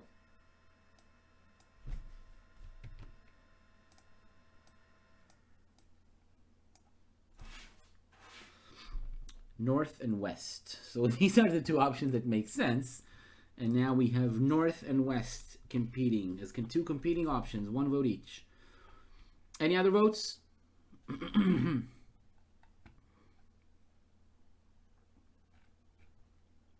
No more votes. I'm going to be the tiebreaker then, and I'm going to say that because we are a left person,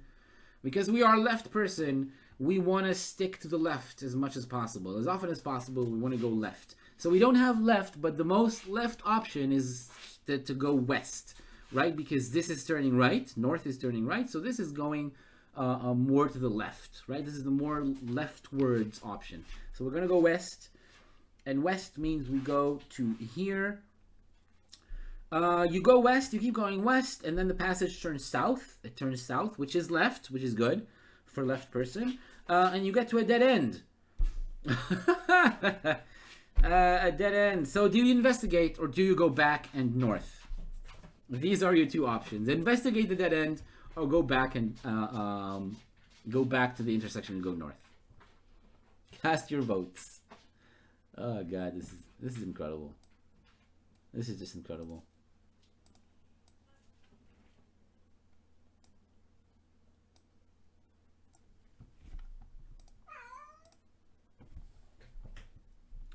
The cat is making noises. West, north. Yeah, I know. It's a maze. It's supposed to be stressful.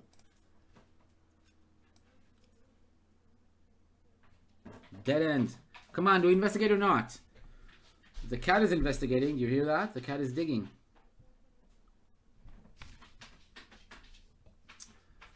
The cat knows what to do. Investigate. Yup, 2 votes to investigate. That's enough for me, and that means that we're investigating the dead end.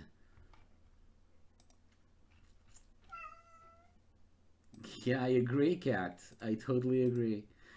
You poke around and you look for signs of secret doors. But you can find none. No signs of secret doors. You pause to ponder your situation, and a small jet of gas hisses from the ceiling. You cough and choke to clear your lungs, but collapse to your knees. Your head spins, and you flop to the floor in an unconscious heap. When you come to, you look around in an unfamiliar place. Turn to 4. Yeah, we go to an unfamiliar place. Once again, a north-south corridor. East, investigate to the south, turns east, 332. Wow, okay, interesting. So we're in a north-south corridor, and to the north the passage turned east, and to the south the passage also turns east. In both directions the passage turns east. I don't think I recognize this in any of the places in the dungeon that we've been to up till now. You know, north south, and both like it's a C shape, and there hasn't been anything like that exactly. So I think that's a new place. That is a new place, I think. Okay, so let's go to a new area in the map and write down and draw that we are in this kind of corridor. So basically both passages go east. Do we go north or south?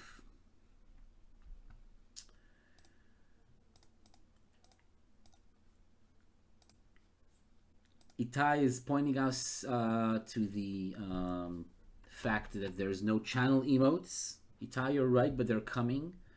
They have been commissioned already, and they're on their way.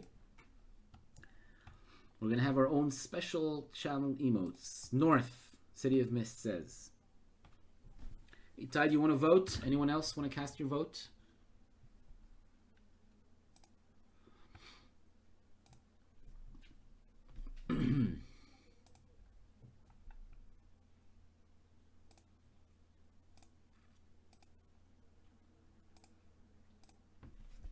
No, we just have 1 vote north. Nobody else. Okay, so we're just going to go north. We're going to go north. North. Let's go there and investigate. An east-west passageway with a door blocking the way to the east. Okay, so it ends at a door. So we're going to go investigate the door. Let's draw the door right here. There it is. There's the door. Let's investigate. Yeah, let's go through the door.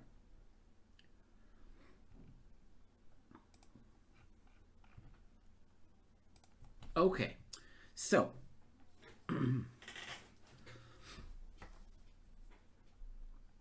you enter a large square room. In the center of the room is a gray-haired old man sitting at a desk.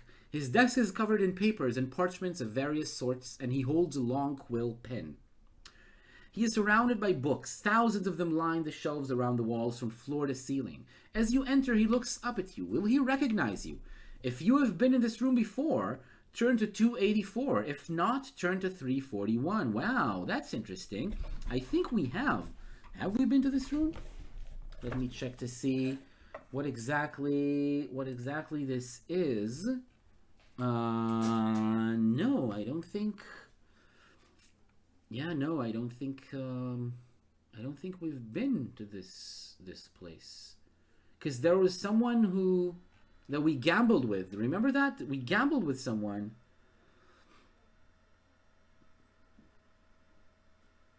But I don't think that's the person we met. No. Okay. I think that's a new thing. Okay. The old man glares at you as you enter the room. So either you apologize and you explain that you lost your way and you leave, either to the door through in the west or the south. There's 2 doors in this room. Or you try to talk to the old man. And then if you talk to him, you can have two options. Either you are pleasant, or you demand that he answers your questions. So basically there's four options. Go back through this door.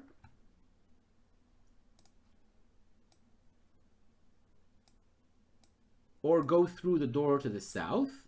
Or talk to him pleasantly, or talk to him demanding answers. What do you do?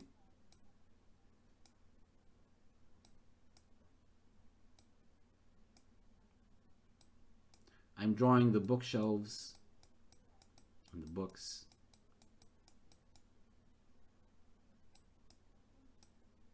Yes. This looks like a pleasant room with a table full of papers and lots of books lining the walls. Definitely talk anything but another trap, not sure about approach. So yeah, I don't know. Pleasant or demanding answers. What do you say? It's your choice, man.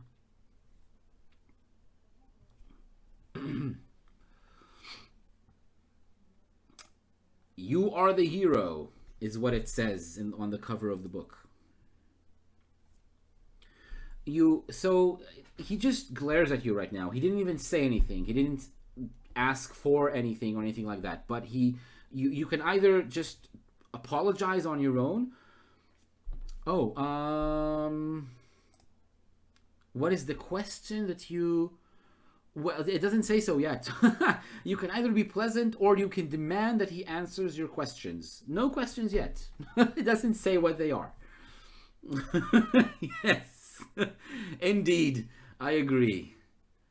Doesn't make a whole lot of sense. Demand answers. Yes. That was enough to convince you. We don't know what the answers are, but we demand. Okay.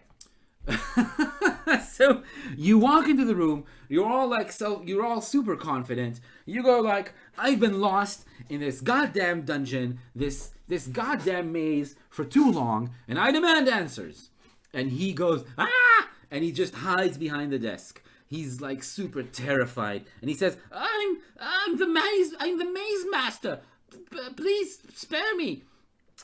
I'm in charge of the maze of Zagor. And you go, you're in charge?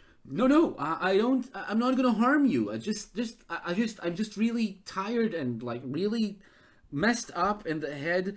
I've been poisoned, put to sleep, dragged in the floor. I killed 13 gremlins. It's been a really long day. It's been really awful. I really just need to find some answers. I'm sorry I yelled at you, but please just come out from behind the desk. And he's just like very timidly like raises his head like above the desk, and he says, "You're not gonna hurt me. I'm just the maze master." Yes, no, I'm not gonna hurt you. Just come up. Just stand up. Just please come here. Sit on your chair. Sit in your chair. Okay, so he sits down and he breathes, and he slowly, like, the color returns to his cheeks, and then he turns to you and he says, yes. So look at this. He points to a large book. Suddenly he seems a lot more confident, like all of a sudden. He points to the book. Actually he points to a book on the shelf, apparently. He points to a book on the shelf, and the book just slips out from the shelf, and it floats and onto the desk in front of him. So this is kind of like a hint that he's a wizard with some kind of ability, which is interesting, because you are looking for a warlock. But right now, I don't know. Let's see. But he doesn't reveal who he is. He doesn't give a name or anything like that. He says he's a maze master. And you say, all right. So how does that help me? There's a book on the desk now. Does it help me in any way?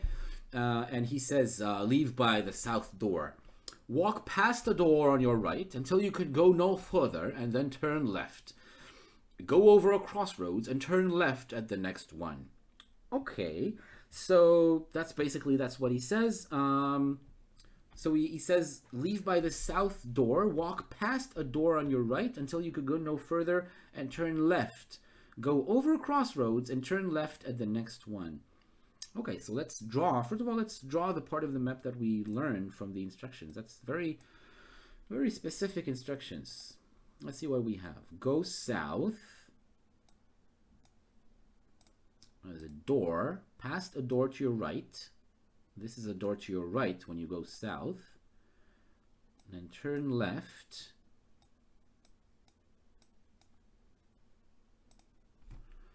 Go over a crossroads.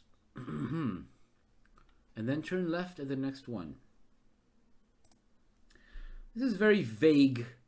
This is very vague instructions. I mean, sorry, that's very specific ones, but they're vague about what you're going to see. And then turn left at the next one. So we're going to turn left. We don't even know which crossroads this is. We don't even know the rest of the options we have. We only know that we have this. And now our options are to take his advice, go all this way that he told us, or to find our own way. That's basically the two options we have. Do we go down, do we go out of the south wall and then just make our own way and investigate on our own? Or do we take his advice and go with his instructions and then go here and go into this passageway? You decide.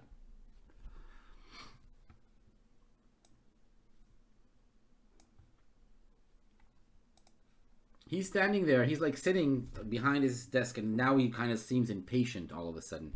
For some reason. He was super scared before. He had a very high-pitched nasal voice, but now he goes like, well, what are you waiting for? Make up your mind. Do you trust him or not? You make the choice.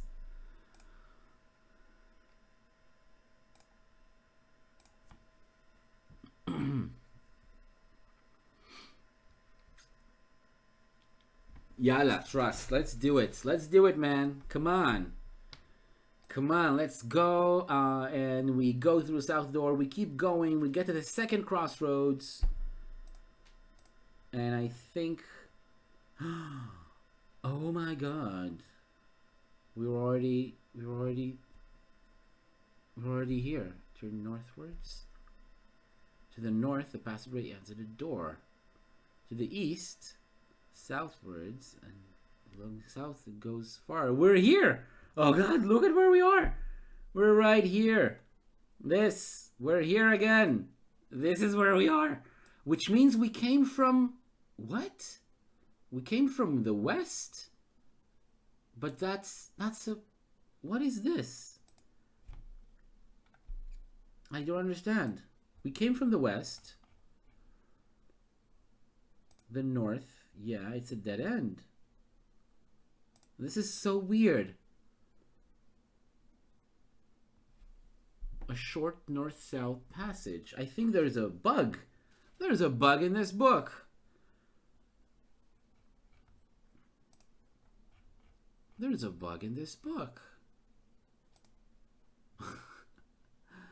Oh my god, we went south, we turned left, which if you go south, you turn left, you go east then, right? You turn left from going south, you go east. This is so weird. So weird. Yeah, I mean, this is what he says. I guess... Oh, maybe this is it? Maybe this is it? Maybe we came from here. And we went north. Right, because it's north. Actually, he told us to go north at the end because we turned left again. We turned left again, so we were going north. So we're coming from here. We were coming from here. So that means that's the first crossroads. That's the second crossroads. And then... This is very weird. This is very, very weird. I don't understand where we came from. But we went back to where we already were, which to me, yes, I am starting to think I made some terrible mistake. Or the book is lying to us.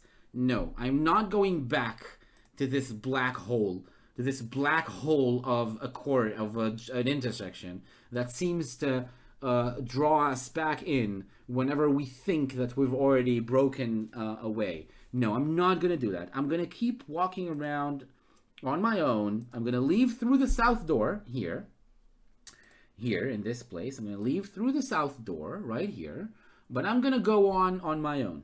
Okay, so let's leave through the south door. Okay, and go to the right paragraph to do that, because that's a new place. That's a place we haven't been to before. And this is a north-south corridor.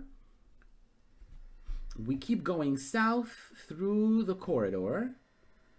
3 to 9. A north-south passageway. Okay. So there's a door on the west. Yeah, basically, to kill rats and gremlins. That's basically what he wants to do, just to keep killing rats and gremlins. Maybe he has a pest problem. Maybe the papers keep getting eaten by rats when he leaves them, when he goes to sleep at night. And the books, they have holes in them and rat droppings on the shelves. So he finds adventurers and he tells them the way out of the dungeon is going south and then turning left and then going through 2 intersections and then turning north. And all he knows is like that's the nest of the rats. He gets us into the rat's nest. That's basically the plan of this maze master. Maze of Zagor, my ass is what I'm saying. So a passage. There's a door in the western wall of the passage, so that's this door. That's basically this is. We already know the door is here. We can go through the door, or we go east or south. Opposite east. Oh, there's also a passage going east, so we can go east as well. So let's do this. This is a passage going east. See, we don't have the whole story. It's not the whole story. That's a passage going east. That's a passage going south. So we can go either east, south, or door. What do you say? What do you say, buddy? Come on, let's keep it going. Just make a choice. The Maze Master. Oh my god, that's so weird. South. Let's go. South. A 3-way junction. We went east, west, north. East, west, and north. Okay. South. East, west, and north. So that means we also got this wrong. We also have a way to go west from here.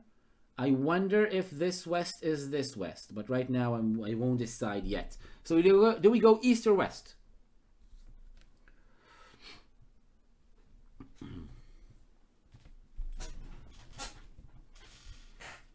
East. 1 vote east. Second vote.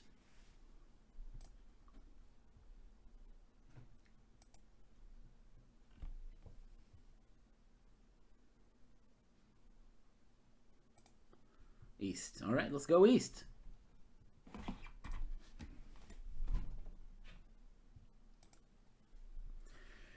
All right, we follow the cobbled corridor east, then north, then east again, and then finally north, until we wind out at a crossroads. Oh, I know where we are now. This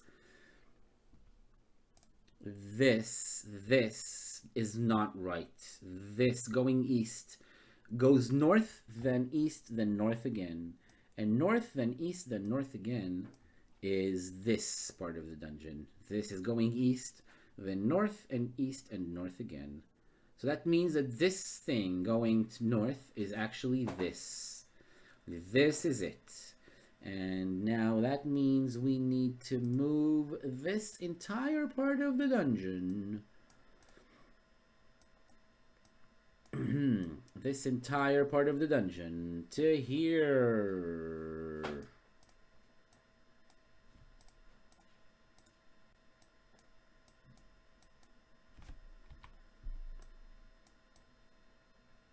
To here. This is the rest of the dungeon.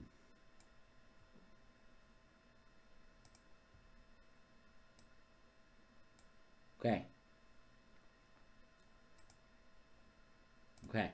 So now we know approximately where we are. So we're here.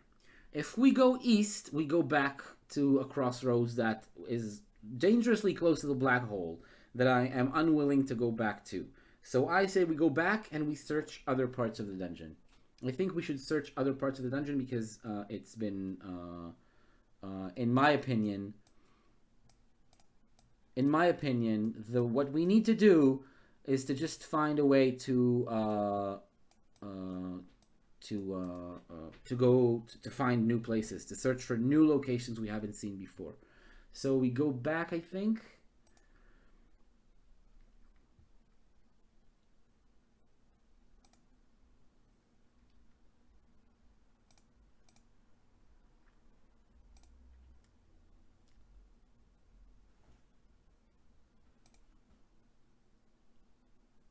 Yeah. So basically, we have the two options here when we're standing here in this part, to go east or to look through the door. We chose to go south, but going south led us back to here, which is either a dead way or all the rest of the maze that we already explored. So I think we go back to this part of the dungeon. Instead of going south, we're gonna go through the door in the west wall. That's, I think, what we're gonna choose. And the door opens into an east-west passage, which turns north after several meters. To follow this direction, turn to 4. Okay, so paragraph 4 is here. Paragraph 4 is here. This is paragraph 4. So this door leads back to here, which makes sense, of course. So let's delete all this and redraw it in a way that makes sense.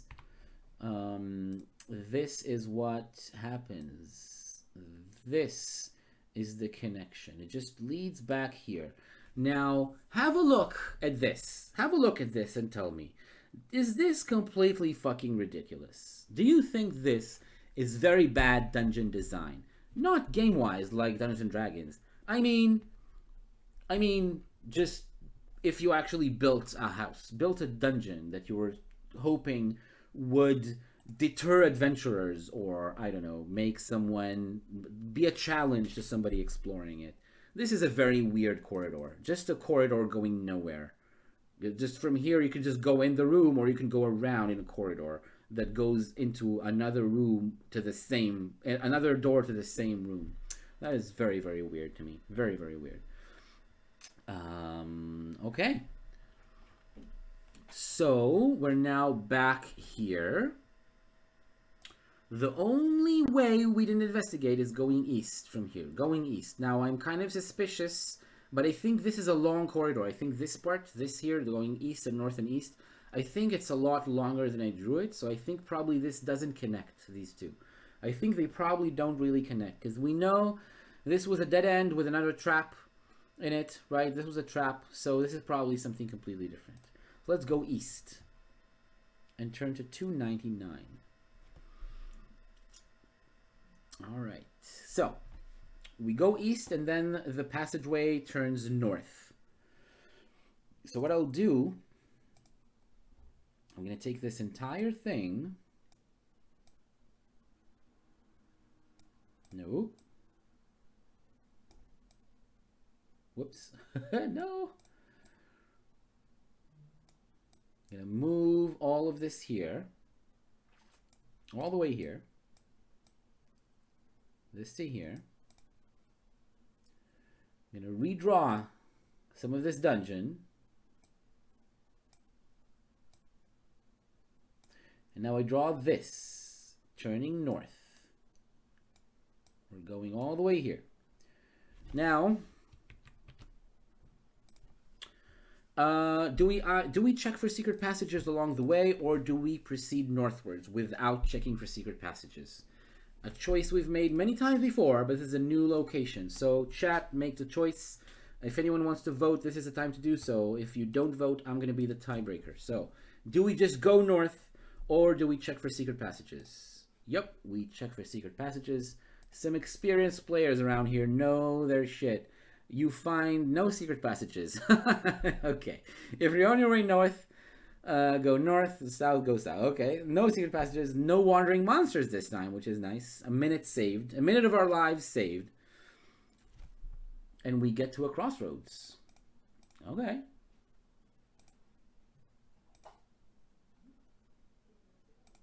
Okay. North, south, east, or west. So it's a four-way crossroads. South, we've already been. So now we get to choose These are the options. North, south, east, or west.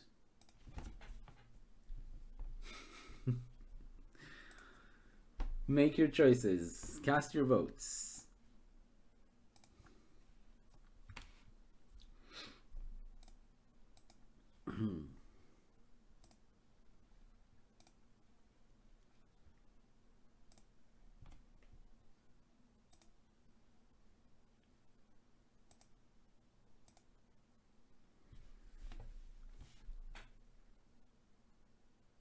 All directions? What do you mean by that? What do you mean all directions?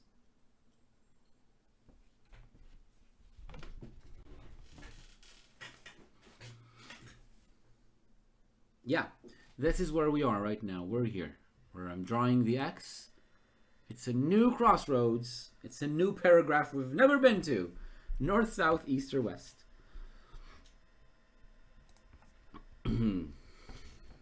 The 4 cardinal points. Yeah, never a corridor going northeast in this dungeon. This doesn't exist. They never learn how to do northeast. We came from south. Yeah, we came from the south. We're not going to go south now. We have one. Oh, Itaya is asking us to roll a die. Let's roll a die. Yeah, fuck it. Let's roll a die. Let's just roll a die. So one, we'll roll a D3. 1 is left, 1 is west, 2 is north, 3 is east. Okay, so west, north, east is the order. Let's roll a D3. Rolled a 2, which is going north. We're gonna go north. 190. You're in a narrow north-south corridor. There is a dead end to the north. You can check the dead end or give up and return to the crossroads. Right now, I want to give up and go home. This is what I want to do. I want to give up and go home to my family, supposedly, to rest, or to the tribe or city or town where I grew up. The nice place with breakfast, with people, doors who lead places, where they learned how to do architecture. This is what I want to do. This is what I truly want to do. But this is a game book with limited choice. And go back home. Go back home to your family is not one of the choices. So either check the dead end or go back to the crossroads. What do you say? What do you say, my friends?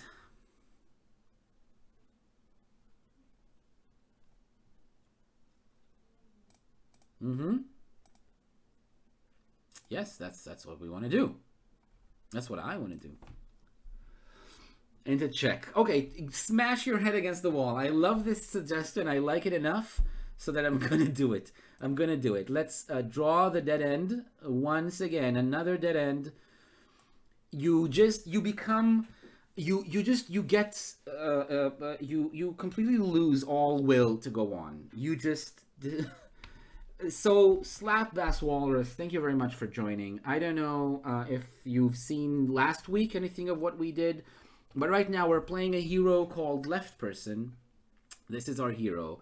Their weapon is a mighty guitar, and most of what they do is do guitar battles and poetry readings and seduction throughout this dungeon. Not much actual fighting, just shenanigans. But now we've been through the goddamn Maze of Zagor. Maze of Zagor. This is the maze that I've drawn, and this is just today. Today we started about here. This is the point where we were when we started today, and throughout the last 2.5 hours or so, this is where we got. Now all of these dead ends and all of these S's here is places where we looked for secret entrances, and nowhere there were any secret entrances. In fact, all of these dead ends were traps with darts with poison and with poisonous gas that put you to sleep, and then you woke up in a completely different part of the maze, and we had to reorient ourselves, and we just got like randomly thrown around different parts of the maze. So some of these were rooms with actual like people and monsters and stuff, and most of these are just like endless corridors and dead ends and promises for secret passages. And you're joining us, Slap Bass Walrus, just at the point where we decide that our hero Left Person has completely lost their sense of purpose. He has been through this maze for so long, so many hours. He has been stabbed with darts and hit with poisonous gas, and met people who tried to scam him or impale him with horns for so long that he just walks up to the wall and he bashes his head against it, hoping to just for once drop himself unconscious. Just do it himself, not wait for the stone block from the ceiling or the poisonous gas. Just bash his head against the wall himself. And let's go to paragraph 167, which is exactly when this happens. You walk to the wall, left person, you the hero of the story. You walk to the wall. You see everything is hazy around you. You are in perfect shape, by the way. You're not wounded. Let's remember, this is the character sheet. You're at full luck and stamina and skill, and you have 8 of your 10 provisions you've had, and you have 64 gold coins when you started with 0. But that's not what you're looking for. You're looking for a way out of the maze, and you bash your head against the wall, and the wall rumbles and opens and reveals a secret passage.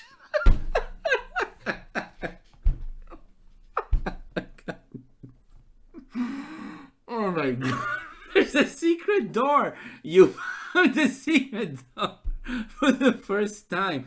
You bashed the wall on the one block, the one stone block that was the switch, the hidden switch for the secret door, and it opens into a bend where 2 passageways meet. To the north, a short passage runs into a dead end, and to the east, the passageway reaches a crossroads. Okay, so let's draw this. This is a secret passage. This is let's mark it with an S, like you're supposed to do. This is not an S by any stretch of the imagination, but we're just gonna have to all imagine that that's what I did. And it's a secret passage. It's a passage where two corridors meet. So to the north and to the east. So to the east there is an intersection. There is a crossroads, and to the north there is another dead end. So do we step through the secret door, or do we go back to the previous crossroads, which is here? I think we go through the door, right? We go through the door. I'm not even going to wait for votes. We found one secret door. We're going to go through it. You're now bleeding. You're bleeding from your forehead. Actually, I'm going to take 2 stamina points away because because of the way you found the secret door. So you're going to go down to 20 now. You feel slightly dizzy, and there's a little bit of like a small trickle of blood just pouring, like flowing down your forehead. You're standing at the corner of a bend in the passage. To the north, the passage ends in a dead end. To investigate this, turn to 171. To go eastwards, turn to 308. Hey, we were at 308. Let me tell you where we are. Yes, 308. 308 is my mortal enemy in this dungeon. 308 is this. The black hole. We have made our way back to here. This is where we are right now.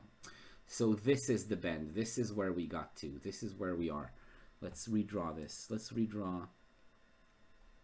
Instead of this, let's just delete all this. Let's just draw an arrow pointing to here. This is where we are. We bashed the wall. We found a secret passageway. And we just got back to the black hole. Because that's what the black hole does. The black hole draws you in. You think you've made it out. But the black hole has got it in for you. So we're I guess we're gonna go back. I guess we're gonna just go back. Because I don't know what else. I don't feel like there's any other options, right? Let's go back south. Let's go back south to here. I think this is the only two ways we didn't. Yeah, those west and east. So what are we gonna do first? West or east? Time for you to vote, chat. Vote west or east. We had it. They dangled it in front of our eyes. This is a secret passageway. You found a secret passageway. West. Okay, let's go west. Let's go west, chat. Let's do it. West. It's new paragraph numbers. We're still investigating. I know because I'm not recognizing the numbers of the paragraphs we're at. You travel westward for several paces, then the passage turns to the north. Some way up you reach a junction. You may go south or west.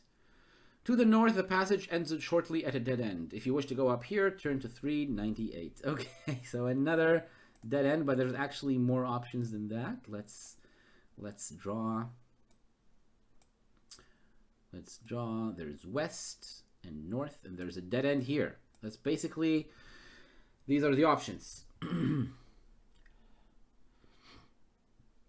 Yes, I agree, City of Mist. I agree. So north or west? North of the dead end to investigate, or west to the unknown? What is your choice?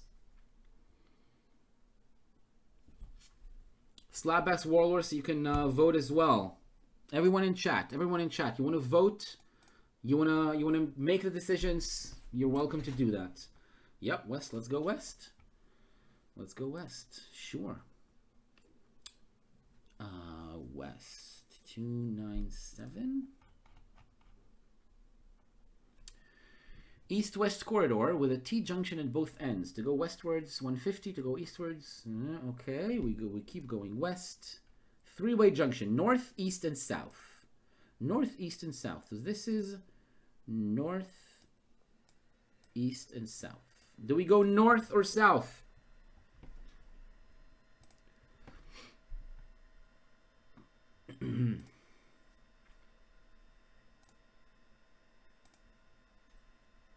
Your call. Let's go south. We're a left person, we turn left.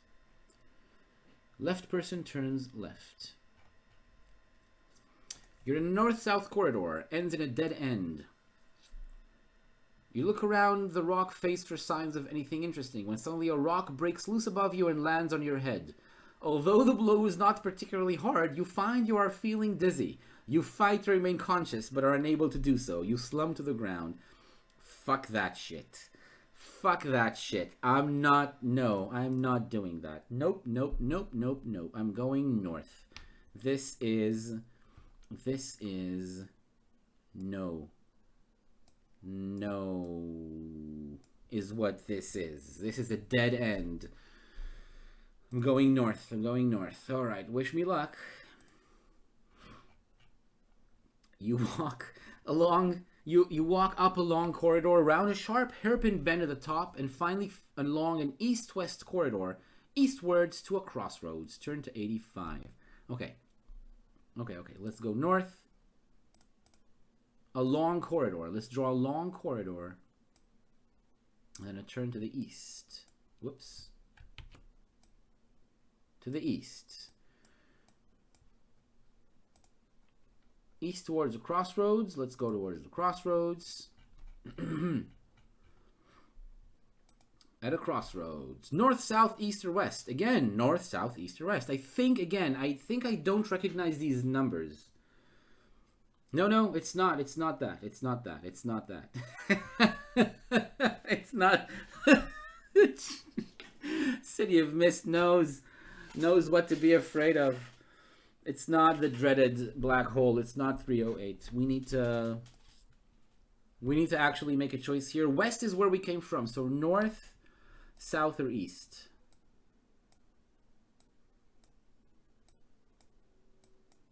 It's a new one, I think. Let's go north. Let's go north.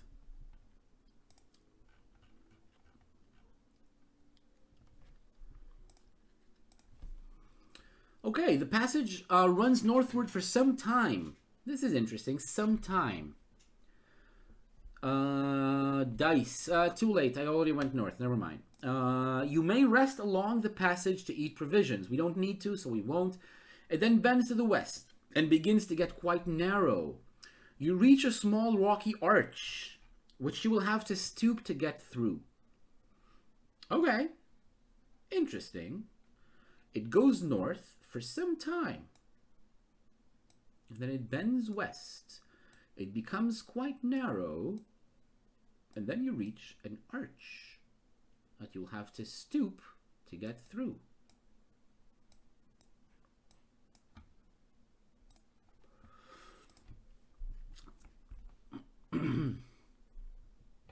Well, I think first of all, there's some things we will be able to warn you ahead of, Walrus. That's one. We're gonna do our best to get away from the black hole. But secondly, I think that the nature of this game is that you don't need to be this careful. This is what I'm saying. You just make choices. We'll make it work. We'll make it work somehow. And besides, again, I showed you, we have so much stamina and skill. We're pretty much unbeatable in this game. Really, I think the only thing is gonna get to us is dementia. Okay, so this it kind of looks like this part of the dungeon is very close, but notice it's a completely different part. This river, we crossed this river, and this river is here. So we started redrawing the dungeon in another location. So I don't know about insta-deaths. I'm not sure. Again, I've been told this book has some weird ways for you to die without your control, but I don't think it's insta-deaths. Like, I don't think you turn left and you die. I don't think that happens. I think what happens is what we just found out here.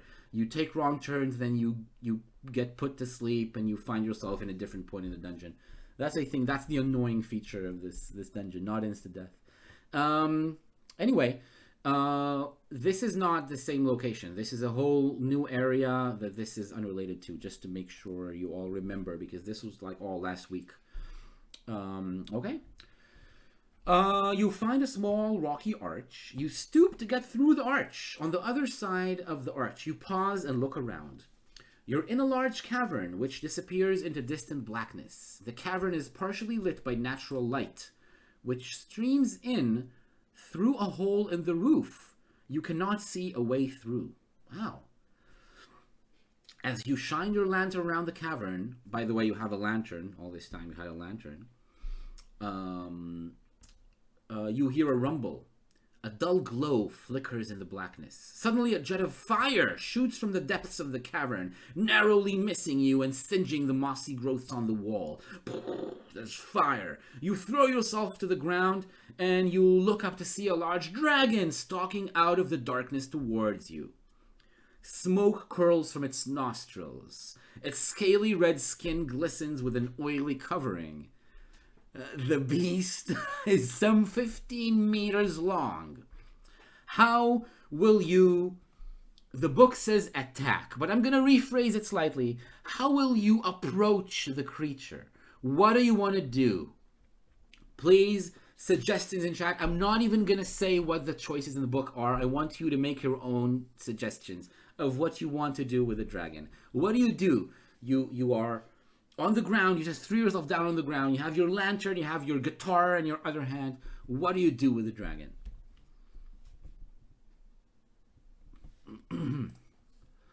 Hug the dragon. Love it. I love it. Any more suggestions?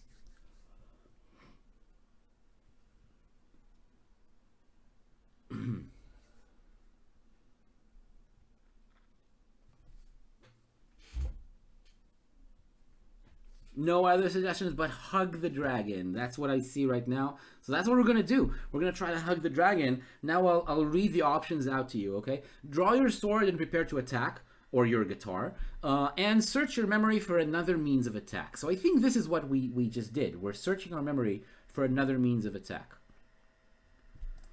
Does the name Farigo DiMaggio mean anything to you? Farigo DiMaggio? If not, you must fight the dragon. If it does, turn to 26. Okay. We're not going to fight the dragon if we don't want to. But we don't know what Farigo DiMaggio is. It's obviously something in earlier parts of the dungeon we needed to find, to locate, and we didn't do that. Like probably a spell or a magic item or a person, this DiMaggio, maybe a person who gives you a hint on how to fight a dragon or something, but we didn't find them. We didn't find Farigo DiMaggio or any of their remains, so we're gonna have to go to where you're supposed to fight the dragon.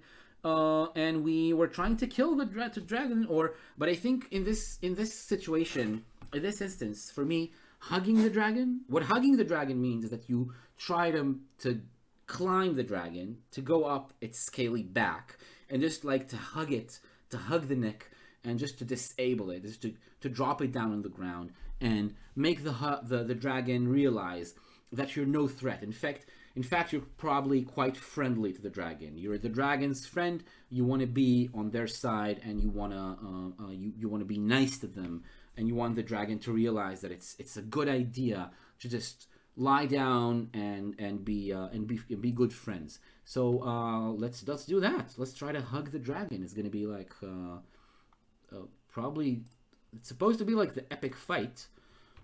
A dragon has 11 skill and 11 stamina, which is less than what we do. We have 10, sorry, not 11. Where did I get that from? It's 10 and 12 stamina. So it's 10 skill, 12 stamina, and we have 11 skill here, but we have the Pick of Destiny. We're using our guitar with the Pick of Destiny, which means we take +2 nap. Nap. I read nap from the chat and I replaced take a nap. No, we're wrestling the dragon. Hila, this is your suggestion. I'm trying to run with it, and we're trying to hug the dragon, to climb on top of it, and we have +2 skill from the Pick of Destiny. So that means instead of 11, we have 13 skill. Okay, now let's start fighting. To remind you, to fight, every round we roll a two 6-sided dice for us. That's an 11, and we add it to our skill. So 11 plus our 13 skill right now is 24, and then the enemy rolls the same. So 2 6-sided dice, 6 plus their skill is a 16. Oh, we're trying to make him take a nap. Sorry. Okay. So we're trying to make the dragon take a nap. That I like that. So we're hugging the dragon really, really tight. Yeah, the first round we won. Wound is 2 stamina. Okay, that's when you wound the enemy. So now that means the dragon is starting to get tired. Okay, instead of 12, we have 10 left now, and we're still hugging. But I think I recommend we use our luck. We can test our luck in the middle of a fight. If we test our luck is slowly going to go down. But if we manage to do it, we turn a... I'm transparent again. Look, I'm see-through again. If we make it, we get to turn a 2 stamina wound into a 4 stamina hit. Okay, so well, let's test our luck. 2d6, and we need to get a 9 or below. We got a 7. A 7 is good, so that means that our luck goes down to 8. Whenever we test our luck goes down by 1. And instead of 2 stamina, we took away 4 stamina. So the dragon is really starting to get drowsy. Next round, we roll an 8, so a total of 19.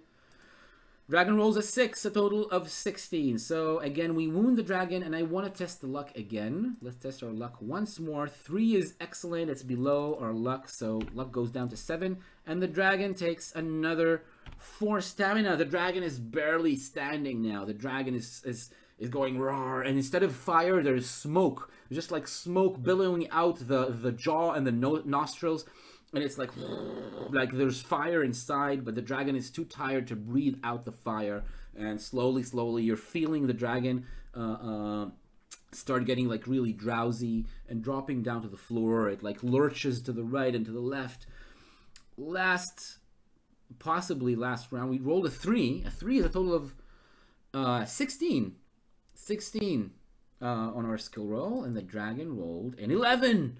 Oh my god, 11 plus 10 means the dragon got a 21. It's more than our 16. So the dragon actually hit us this time. The dragon hit you. When the dragon hits you, that means that the dragon actually throws around his neck and his head, his long neck, which is trying to like hug, and you lose your hold and you fall down to the floor. You hit the ground and you lose 2 stamina. Go down to 18 from hitting the floor. You get back up, you jump back up, you try to hug the dragon again. Let's roll again. It's a 9 for you. It's a total of 22. A 22 for your attack roll. For the dragon, it's a 4, which is a total of 14. And now let's test our luck once again, because I still want to do that. Maybe we shouldn't. Maybe we shouldn't test our luck. Yeah, let's test our luck. It's a 7. It's still mostly... Yep, 7 is a success. Luck goes down to 6.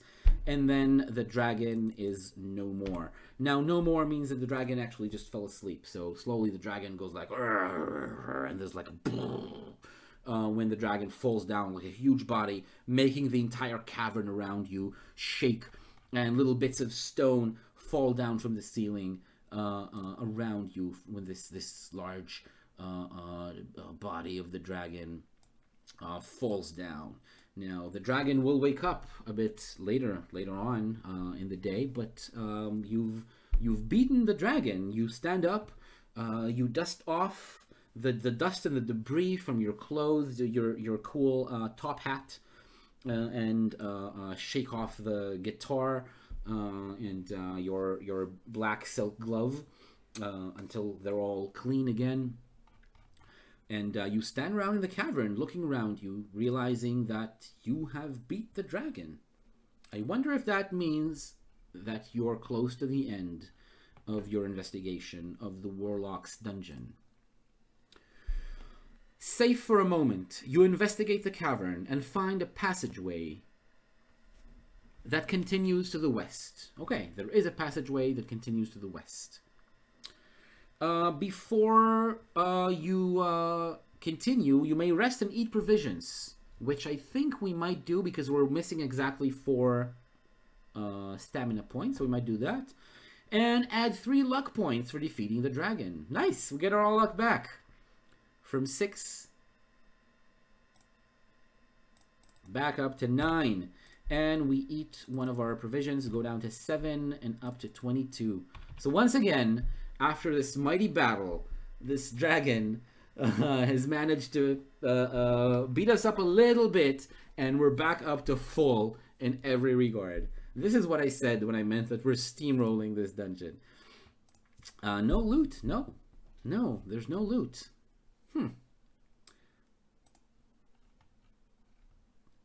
I'm gonna decide there's gonna be some dragons loot. I don't know what it is, but it is sure some dragon's provisions. Oh, nice. Yeah, eat the dragon. So obviously there's gonna be more dragon's meat than we need for one meal, right? So steamrolling in circles. Yes, City of Mist. Thank you. We're all in this together, man. So yeah, so we have some extra dragon's meat, and let's even say that we got our provisions back. We ate some of the dragon. Of course. And we don't know what the dragon's loot is. We don't know what this is, but let's, when we end the adventure, we can decide that for ourselves. And yeah, we go west. The passageway going west means that we draw this. We make an opening. Yeah, okay. And we're ready to continue. Oh my god, I feel good. I feel like we're advancing. We're getting towards something important, something good. You leave the cavern along a long, narrow corridor. It is, Hila. It is a dragon's loot. Yes, this is what it is. You have just... dragon's loot. For a bard such as ourselves, this is a mighty treasure. A dragon's loot. Let's draw the loot. I want to know what the loot looks like. The dragon's loot. We're now holding. It's this is gonna be the I guess.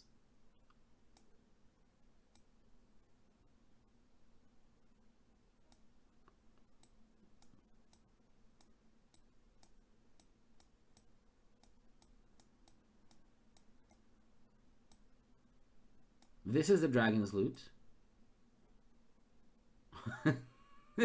This is it. This is the dragon's loot. And actually, I think there's, if I already drew it in red, there's going to be some flame motif. There's a flame motif along the dragon's loot, right? It has to be. It has to be a flame motif. And I think in a darker red, there's like an engraving of a dragon's head. with a horn. And this is the head of the dragon on top. Right, so this is engraved. Oh shit, you can't see what I'm drawing. There it is. Yeah. This is it. Look at the dragon's loot. It's red. There's flame motifs on the body of the loot, and there's a dragon head. The head of the loot is a dragon head. Okay. Yeah. Thank you for making me realize you didn't see. Yeah. So this is the dragon's loot. This is what we got. This is our reward for beating the dragon. Except for going on in the dungeon, which I hope is going to be its own reward. But as we've learned from lots of trial and error, just finding a new corridor doesn't necessarily mean we've reached a new location in this dungeon at all. We might just go back to the black hole. You leave the cavern along a long, narrow corridor. After several hundred meters, look at that. Look at that. 100, whoops, no.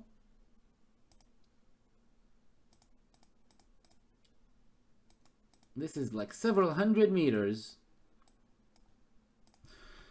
It ends at a large wooden door, which is slightly ajar. Large wooden door, which is slightly ajar. Awful. Carefully, you ease it open a little further and poke your head around the side to see what is in the room. You see a small old man sitting at a table on his own, playing with a pack of cards. We've seen something similar to this old man last week, with the gambler in the room. He looks quite a harmless old soul, gray-haired and bearded. He is seated. What will you do? I will remind you that we had some rumors about the Warlock himself. The Warlock, the source of power for the Warlock, some described him as an old man and some as a young man. There was like some conflicting evidence there. And also there was rumors that his source of power is either a pack of cards or his black silk gloves. So this man has a pack of cards and he's playing with a pack of cards, and we have a black silk glove right here. So this is two very important details, I feel, that might come into play when we meet this this new person that I have the feeling we've never met before. So what do you do? Let's make it an open-ended question. You tell me what you want to do. I will describe the choices later, after I hear some suggestions from you.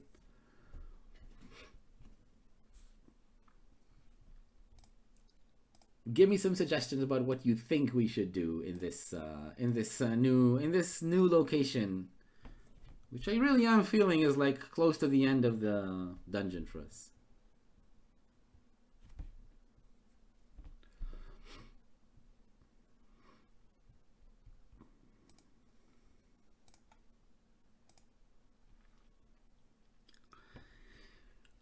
So does it mean attack him? Just charge in? Whatever the man says, he's probably armed and dangerous. I think that's a safe assumption. The text kind of says he's harmless so much that it's a bit suspicious. Slap him with a glove. I challenge you to a duel.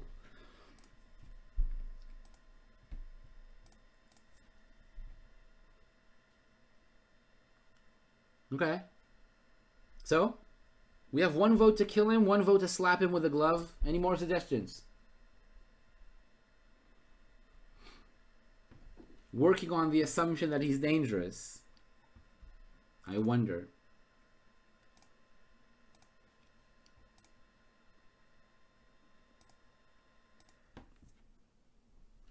All right. So this is the suggestions we have. I kind of like walking. Like all of these suggestions are kind of like walking in very confidently, asking for the answer to the book. Oh, okay, sure.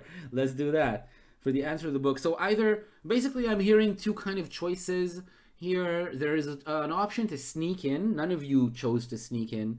None of it was sneaking in. So the two other options are either burst through the door, sword drawn, and surprise the old man, or knock on the door and enter and greet the old man courteously.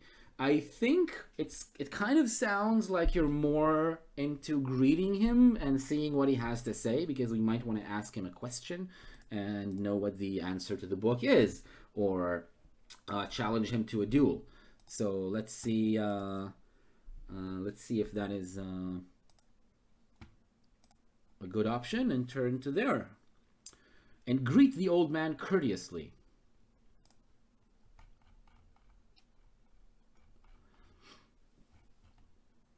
Okay.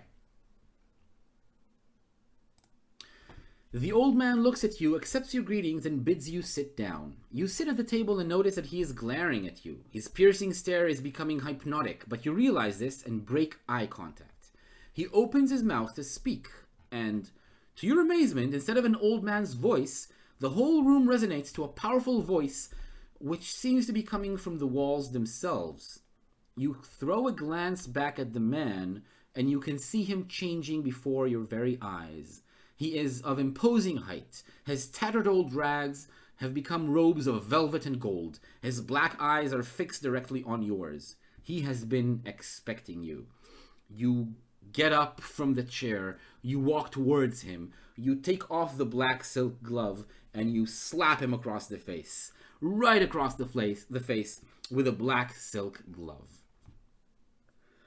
All right, let's turn to paragraph 357. The battle will call upon all your reserves of strength and cunning. Your adversary has disappeared and now stands at the far end of the room in front of a door with 2 locks. How will you approach him? Grip your sword firmly and advance towards him. 2 locks, by the way, is what they said is on the treasure, the Warlock's treasure. 2 locks. So that's another clue that we're very close to the end. Grip your sword firmly and advance towards him. Look through your pack for a weapon to use, or look around the room for another means of attack or defense. Ooh, nice. So be creative. Be creative. Oh, you found my missing glove. Now I am invincible. This is this is what I would do as a GM. I would turn it into a bad choice. So either you attack him or you try to be more creative. You want to give me suggestions about what you want to do? Just attack him with a sword or with your guitar, your awesome guitar. Look through your pack for another weapon, or look around the room for something else to do. Give me suggestions.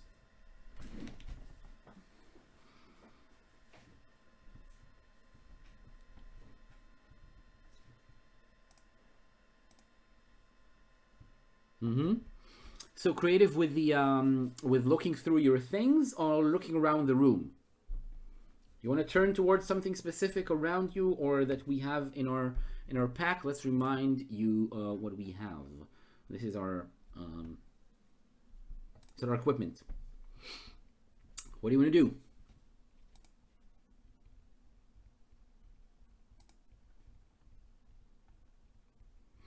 Well, the list is right here on the on the screen. You can just look what we have.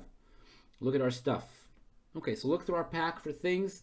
Walrus, just look at the stuff that's on the screen in blue. That's our equipment. Some of it is quite clear what it does, but some of it is more interesting. Some of it is maybe still a mystery, or is unclear exactly what you do with it.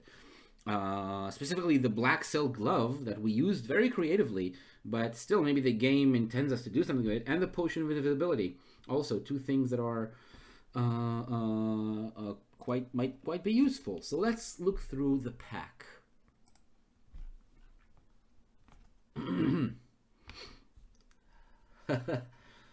I see. Okay. So here's our options. You rummage through your haversack. What is in there? You may attempt to use any of the following items if you have them on your equipment list. Potion of invisibility, we have that. The eye of the Cyclops, we don't have that. A piece of cheese that we don't have, sounds very useful. A bow with a silver arrow, nope, we don't. And a Y-shaped stick, which we also don't have. I see. These are, well, I don't know if any of these would be useful, but we only have the option, the potion of invisibility. Yeah, it's kind of sounds like we were fucked without the cheese, but let's use the potion of invisibility. It's the one thing we have, and it also kind of the one of maybe only 2 things that sound actually useful in this fight. So let's try. So you take out the little bottle, you drink it really quickly, 3 like big gulps. You gulp it down all as quickly as possible. You throw the bottle down, the bottle smashes on the floor, and you look at yourself, and you've disappeared. You're completely invisible. Yourself, your guitar, the top hat, the shades, the sack, everything on you like completely disappeared. It's invisible. He like looks at you, and he looks very angry. He's now this tall, imposing figure, very seems very capable, not the old man in tattered rags he was before. And he looks and he says, "Where are you?" And he does like this. He covers his eyes a little bit, and he scans the room, and he seems to be doing something. Like he seems to be doing something, and you get the sense that he senses about where you are. You don't know exactly if he can see you, but it seems to be zeroing in on your general location. He tilts his head, he like sniffs the air a little bit, he does some other things with different senses that you think maybe he listens in with one ear and then the other, and he has like these ways of kind of telling where you are. Yeah, now you start walking towards him with your guitar. You realize that he knows about where you are, but if you stay far from him, like far apart, you can attack him from an unexpected angle and like move around him with fancy footwork. So you need to stay far away, close in, hit, and then just jump back out. And that's going to be your tactic for this fight. Try to not let him put his hands on you, because if he has his hands on you, the invisibility is going to be useless from that point onwards. So basically, it goes like this. We get 2 extra attack strength. So the 2d6 plus skill roll that we do, we're going to add 2 more points to it. So it's like we're starting from a 15 skill. That's a lot of skill. That's awesome. Each successful attack will cause 3 points of damage. So it's 3 instead of 2 points of damage because he can't defend himself properly. So that's awesome. Oh, thanks for following Slapbass Walrus. I didn't see that you followed me a while back. Thank you very much for becoming a follower of the channel. So each attack is going to be 3 points of damage, and each time he hits us, each time he hits you, he puts his hand on you. He touches you. Throw 1 die. If the number is odd, he wounds you as normal. If the number is 2 or 4, he only inflicts a 1-point wound. And if you roll a 6, you can parry the blow and he does no damage. Okay, cool. So, yeah, there's a lot of advantages this potion of invisibility gives you. And now, let's resolve the battle. Warlock, skill 11, stamina 18. Dum dum dum. Like it's 11 with against our roughly 15, or like an equivalent of 15. So that's that sounds like we're gonna win this one as well. But let's not be too sure of ourselves. Yeah, I think I'm gonna want to go back there and see what the cheese does later on.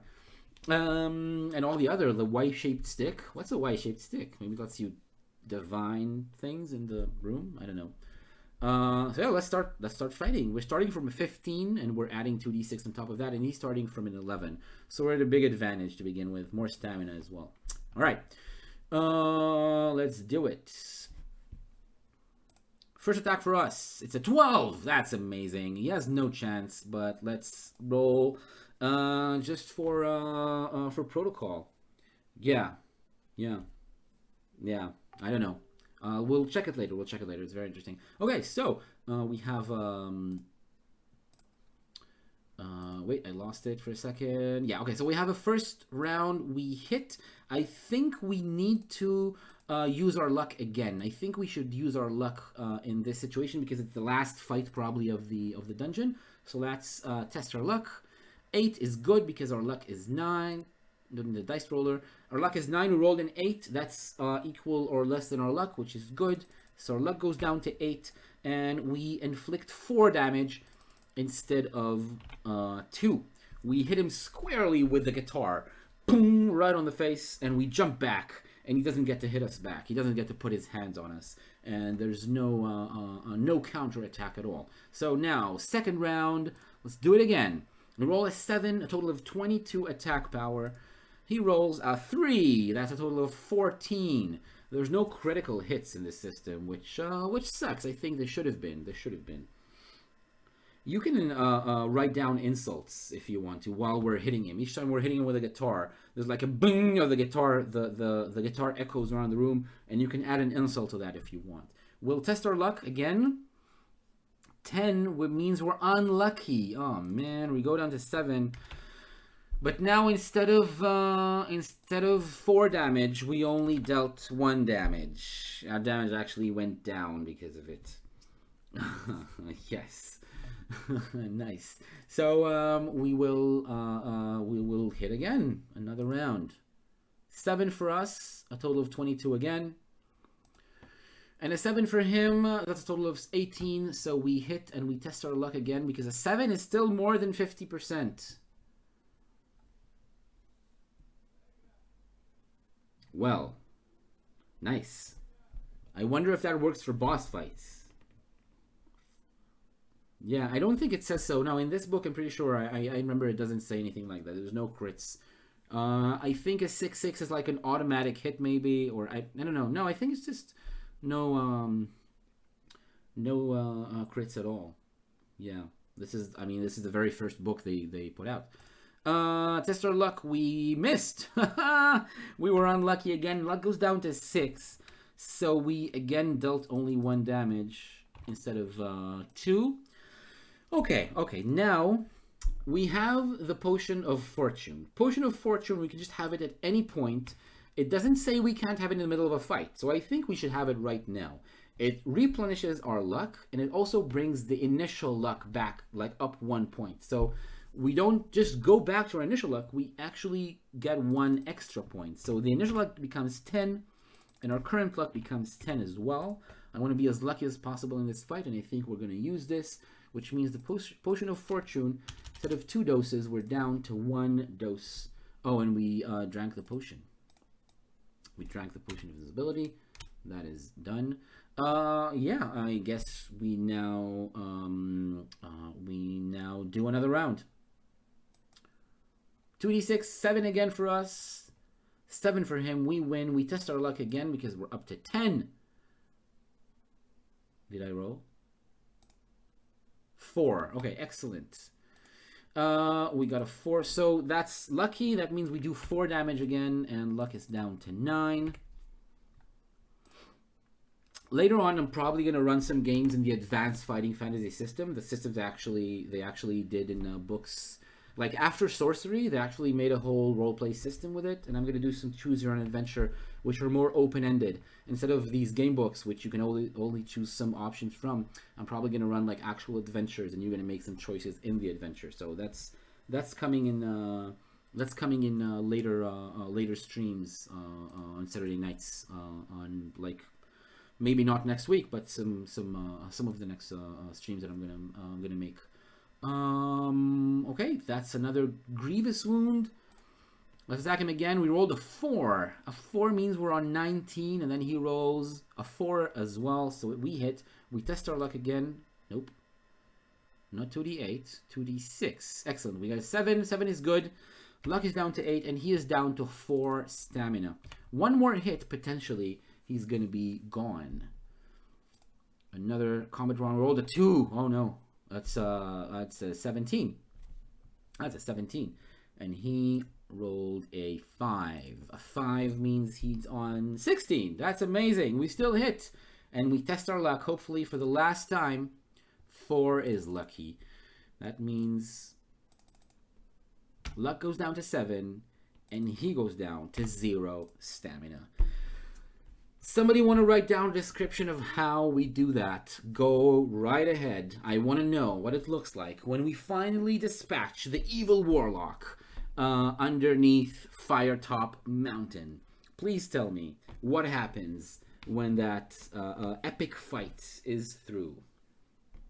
Anyone can go. Anyone can offer a description of what we just did. Meanwhile, I'm gonna read on to see where we're heading.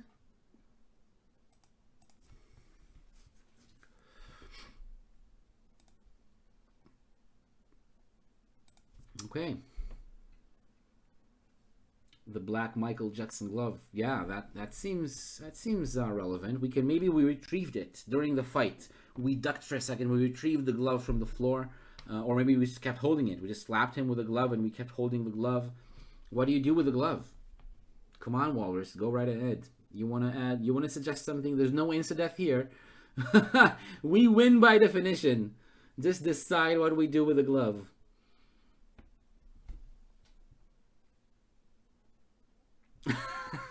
Yes.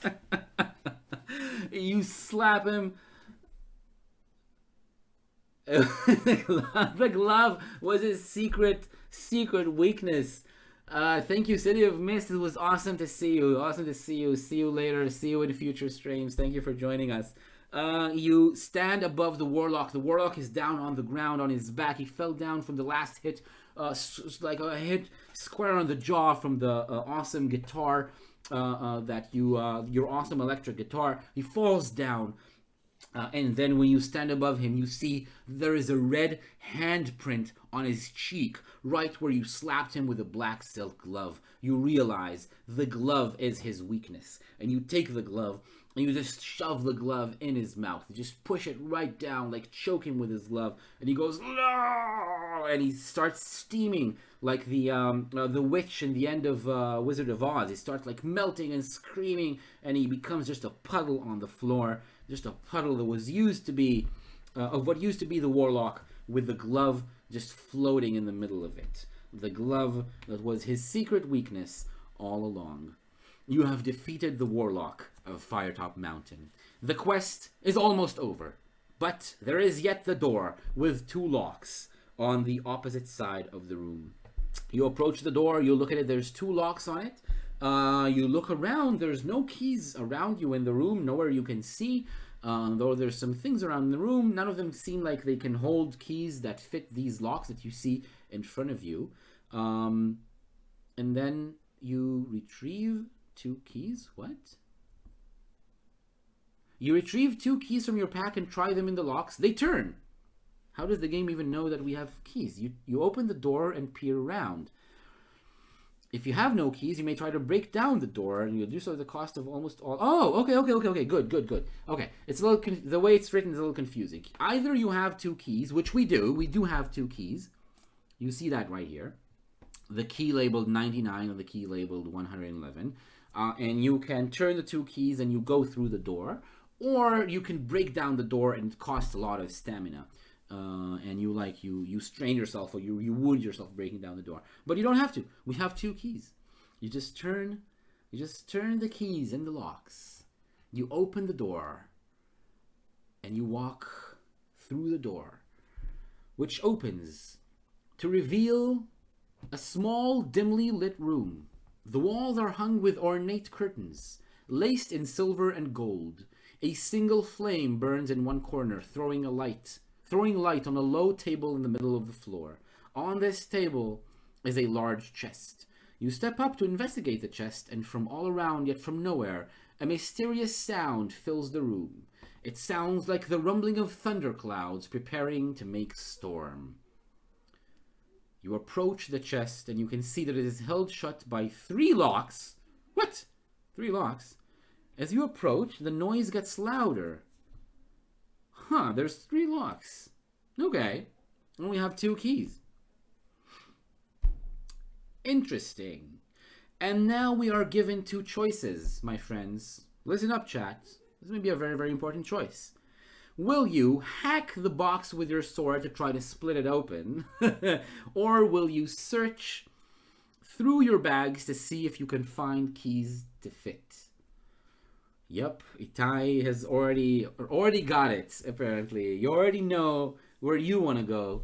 So you're actually given this choice. You can hack the box with your sword, or you can search through your bags to see if you can find the keys to fit. Well, let's look. I want to look through our bags. I'm kind of worried. I think we might not have the keys because we have 2 keys. We have two keys, 99 and 111. And I think you need to do some math with these keys. Like you need to add them up probably, and you need to use the numbers to get to the right paragraph. It's probably like kind of like a puzzle like this, you know, but and then we're not gonna have them probably. Let's search through our bags. I'm curious to see what's gonna happen. During your adventure, you will have come across various keys and should have collected some of these. You may now use 3 of these keys to try to open the locks on the chest. Each key is identified with a number. To determine whether you have the right keys, add their 3 numbers together. Now turn to the section which has the same number as this total, where you will discover whether you have used the correct keys. Yep, this is what it is. If you don't have the 3 numbered keys, this is the end of your journey. What? This is some bullshit. What the hell? You sit on the chest and weep as you realize you will have to explore the mountain once more in order to find the keys. Okay? We're gonna explore the mountain once more. But the Warlock is dead. We can just explore. We can just go wherever you want. We can just go back to the black hole and just run around and get hit by traps all day long. I don't care. We just go wherever we want. We can find all the keys we want. We don't have 3 keys. Well, let's see what happens if we break open the lock with a sword. Hack at the box. Okay, let's do that. As you prepare to strike the box, the rumbling sound gets louder. You lift your sword high and prepare to strike. As your blade comes down on the box, a loud crack deafens you, and from one corner of the room, a small bolt of lightning darts through the air to the sword hilt, sending you reeling across the room. Test your luck. If you are lucky, your sword has shattered and lies on the floor, but you manage to release your grip just before the lightning struck. If you're unlucky, your charred remains have formed a small black outline on the floor. Next time, do not try to strike the chest. And that's it. And then we go to the paragraph where we try to find keys. That's the only options we have. That's all we have. And we need the keys. So when I was told this book has quite a random, like one specific path you need to go through. No, I don't want to become famous. What the hell is this? No. Go away. I guess that's what they meant. I guess that's what they meant when they told me the book is written in a weird way, and you have to go through one path. And actually, the beginning of the book, the tutorial, the hints part of the book, the how to play part of the book says you're probably not going to get it the first time around. You're going to need to go through several playthroughs of the book in order to make it.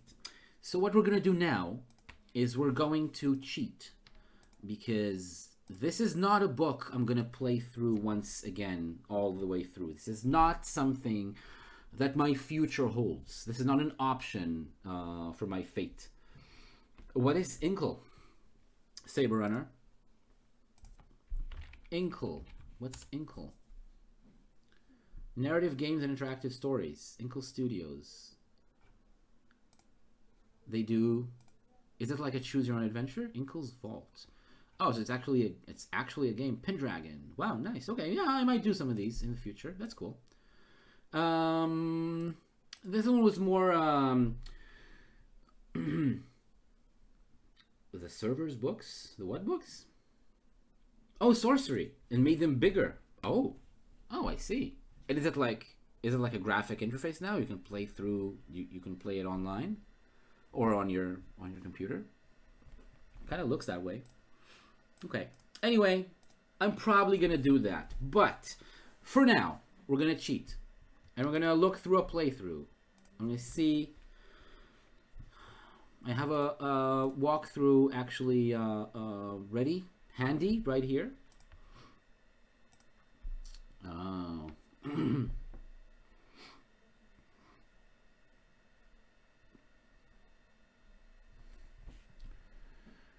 What do you mean it's I write your own with ink? Write your own what?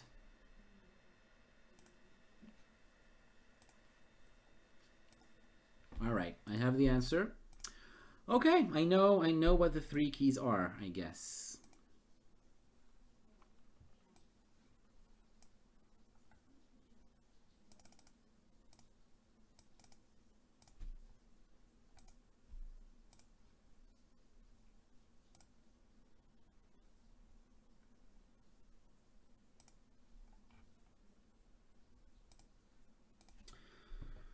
Ink was the company. They made a tool to write choose your own adventure things called Ink. Oh, I see.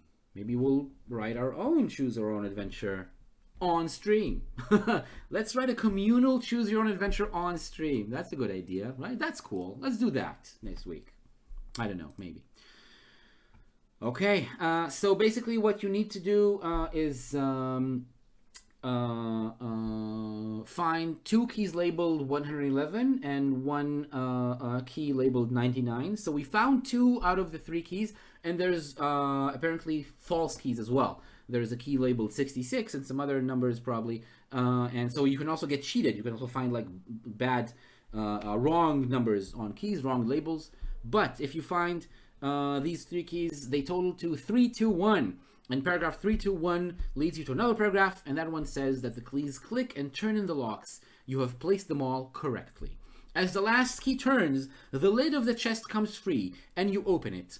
Turn to 400 to see what lies within. Let's turn to 400. Your quest is over. 400 is, of course, the last paragraph. There's 400 paragraphs. 400 is the last one. There's a neat picture here. Very unclear, but the chest is literally glowing, so I guess that means there's lots of treasure. The Warlock of Firetop Mountain is no more, and you are now the owner of the sorcerer's riches. At least 1,000 gold pieces, jewelry, diamonds, rubies, and pearls are in the chest. Hidden under these, you find the Warlock's spellbook. And as you leaf through the pages, you realize that this tome is probably more valuable than all the treasure. Sounds reasonable. Instructions are given for the control of all the secrets and the creatures of Firetop Mountain. Controlling Firetop Mountain, nice. With this book, unlimited power is yours, and the safety of your return to the village is ensured. Or, if you would prefer, you could remain as master of the domain of Firetop Mountain. Yes, Itai, you're absolutely right. 400 is the magic number they wanted to reach, obviously. So I guess this is our last choice, and I'm going to put this choice to you, chat, as well. I'm going to ask you what you want to do now in the end of the game. Do you want to remain and become the new master of Firetop Mountain, or do you want to take the treasure, take the spell book with all the instructions and the secrets, put it in your sack, and go out to live your life? Rule Supreme, already 1 vote by Saber Runner. Rule Firetop Mountain. Yes. Give me more. Absolutely. Yes. Unsurprising. 2 votes to rule. Itai, do you want a dissent? You're probably going to be the 3rd and final vote. Yep. Yeah, okay. So it's a 4-way agreement because I'm already... I am also... I've already decided that's what I want to do. Absolutely. We're going to become the new master of the domain. Because that is what you do after you're done. You're... Yeah, it's a fixer-upper. It's a fixer-upper. There's not just a rat. There's a rat nest. There's a nest which spawns endless rats and gremlins. And they're looking for noises in the walls where people are looking for secret passages. Some of them are actually the staff. Where people get knocked out by the poisonous gas, you need the staff, the gremlins, and the trolls and ogres or whatever to pull them to the corridors and get them confused and turn around. Yeah. Signage. Perfect. We'll make Firetop Mountain a nice place to live. We'll be an enlightened dictator, an enlightened tyrant of Firetop Mountain. And next time they see us in the village, there's gonna be some new rules, a new ruler, a new boss to this whole area around the mountain. So they don't know what they have waiting for them. Yeah, Airbnb money. Nice. Some cool ideas you've had in chat. Let's go back.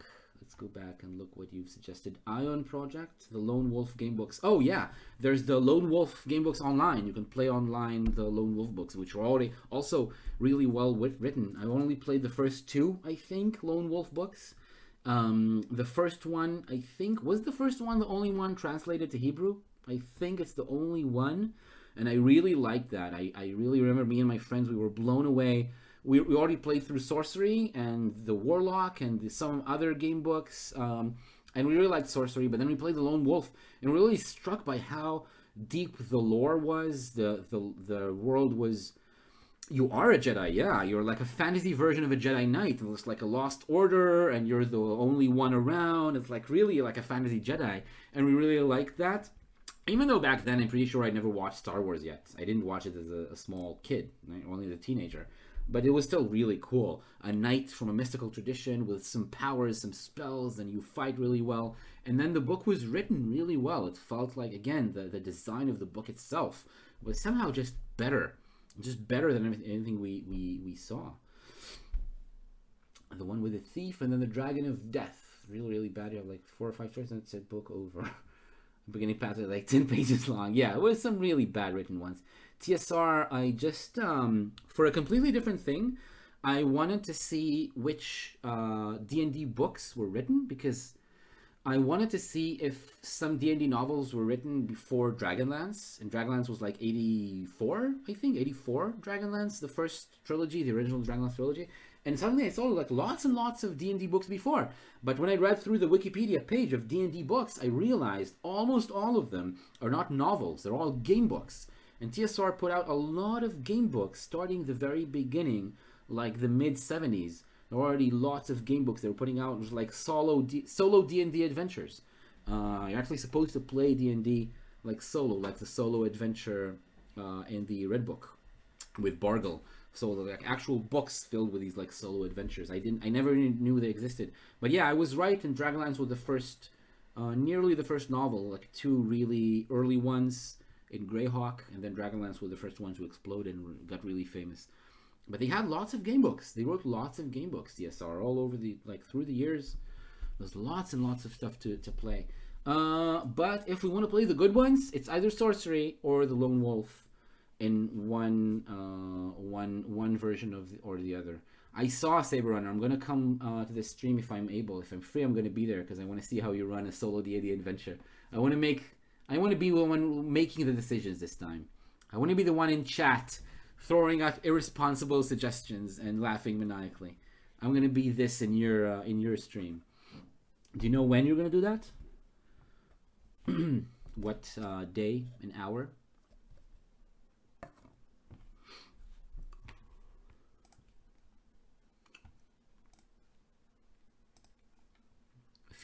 I feel proud of myself.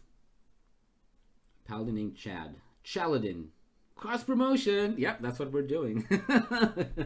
Thursday. This Thursday? Cool. I should be free, I think. Probably. I don't know yet.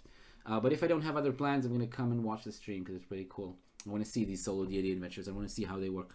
So, cool. I feel like we've done something impressive, friends. This was really a not very well written book, and we persevered. We played through the whole thing. There were watchers the whole time. I was really worried people are just going to be turned off by the endless running around in the maze, but you stayed. You stuck around and you played along and you made suggestions and you hated the black hole with me, the terrible black hole that haunted us throughout this dungeon. I guess City of Mist is gone, but he got the brunt. He got the brunt of the black hole, really. I'm also amazed. I think last week some people were there that actually knew the book, and they tried to steer me away from choices that were bad. I think some people tried to read ahead and help me. So I think I enjoyed some secondhand cheating at some point, but other than that, no, I didn't really cheat at all. But we did get lucky though. We rolled a 5 and we got 11 skill to start things off, and we rolled 10 and got 22 stamina. So we were really lucky in fights, and we were pretty much invincible and steamrolled the entire dungeon. Yeah, it is midnight, Walrus. That's true. So I guess Saber Runner is gonna start at 7 or 8 our time, which is gonna be 5 or 6 your time, probably. Yeah. So if I'm free, I'm gonna come at least for some of it. Probably the beginning. I'm gonna be able to join. So late, so late. I'm getting up at 6:30, so I don't know if you need to. I don't know if that's your. Cool, Walrus. So we'll see you in Saber Runner's feed and in my stream next week. If you don't know this channel yet, Monday nights, 8:30 Israel time, which is 6:30 UK. You can see us play a comedy improv role-playing game called Questers of Yalpalor. That's every Monday night, and every Saturday night I'm going to be here streaming some kind of game that I'm going to be playing with you. So if you want to play a game, enjoy talking with people in chat with everyone, and making choices from me. 5:30. I know you wake up really early, but that's your choice. I actually go to work. I need to wake up at 6:30. If you want to come play with other people in chat, so that's going to be every Saturday night. Monday nights is Questers of Yalpalor. That's it. Cool. Yeah, I'll be happy to see you. I'll be happy to see you around. Thank you, Saber Runner. Thank you, Itai. Thank you, everyone else. I see that, yeah, people who participated are all not part of chat anymore, but City of Mist was here, Hila was here. Thank you, everyone who participated. It was really, really nice. It was really cool tonight. And last night was lots of fun as well. Imagine how much fun it'll be when it's actually a good game. Good night, everyone. Good night. Play hard. Stay safe. We'll see you Monday and Saturdays. Bye-bye, everyone.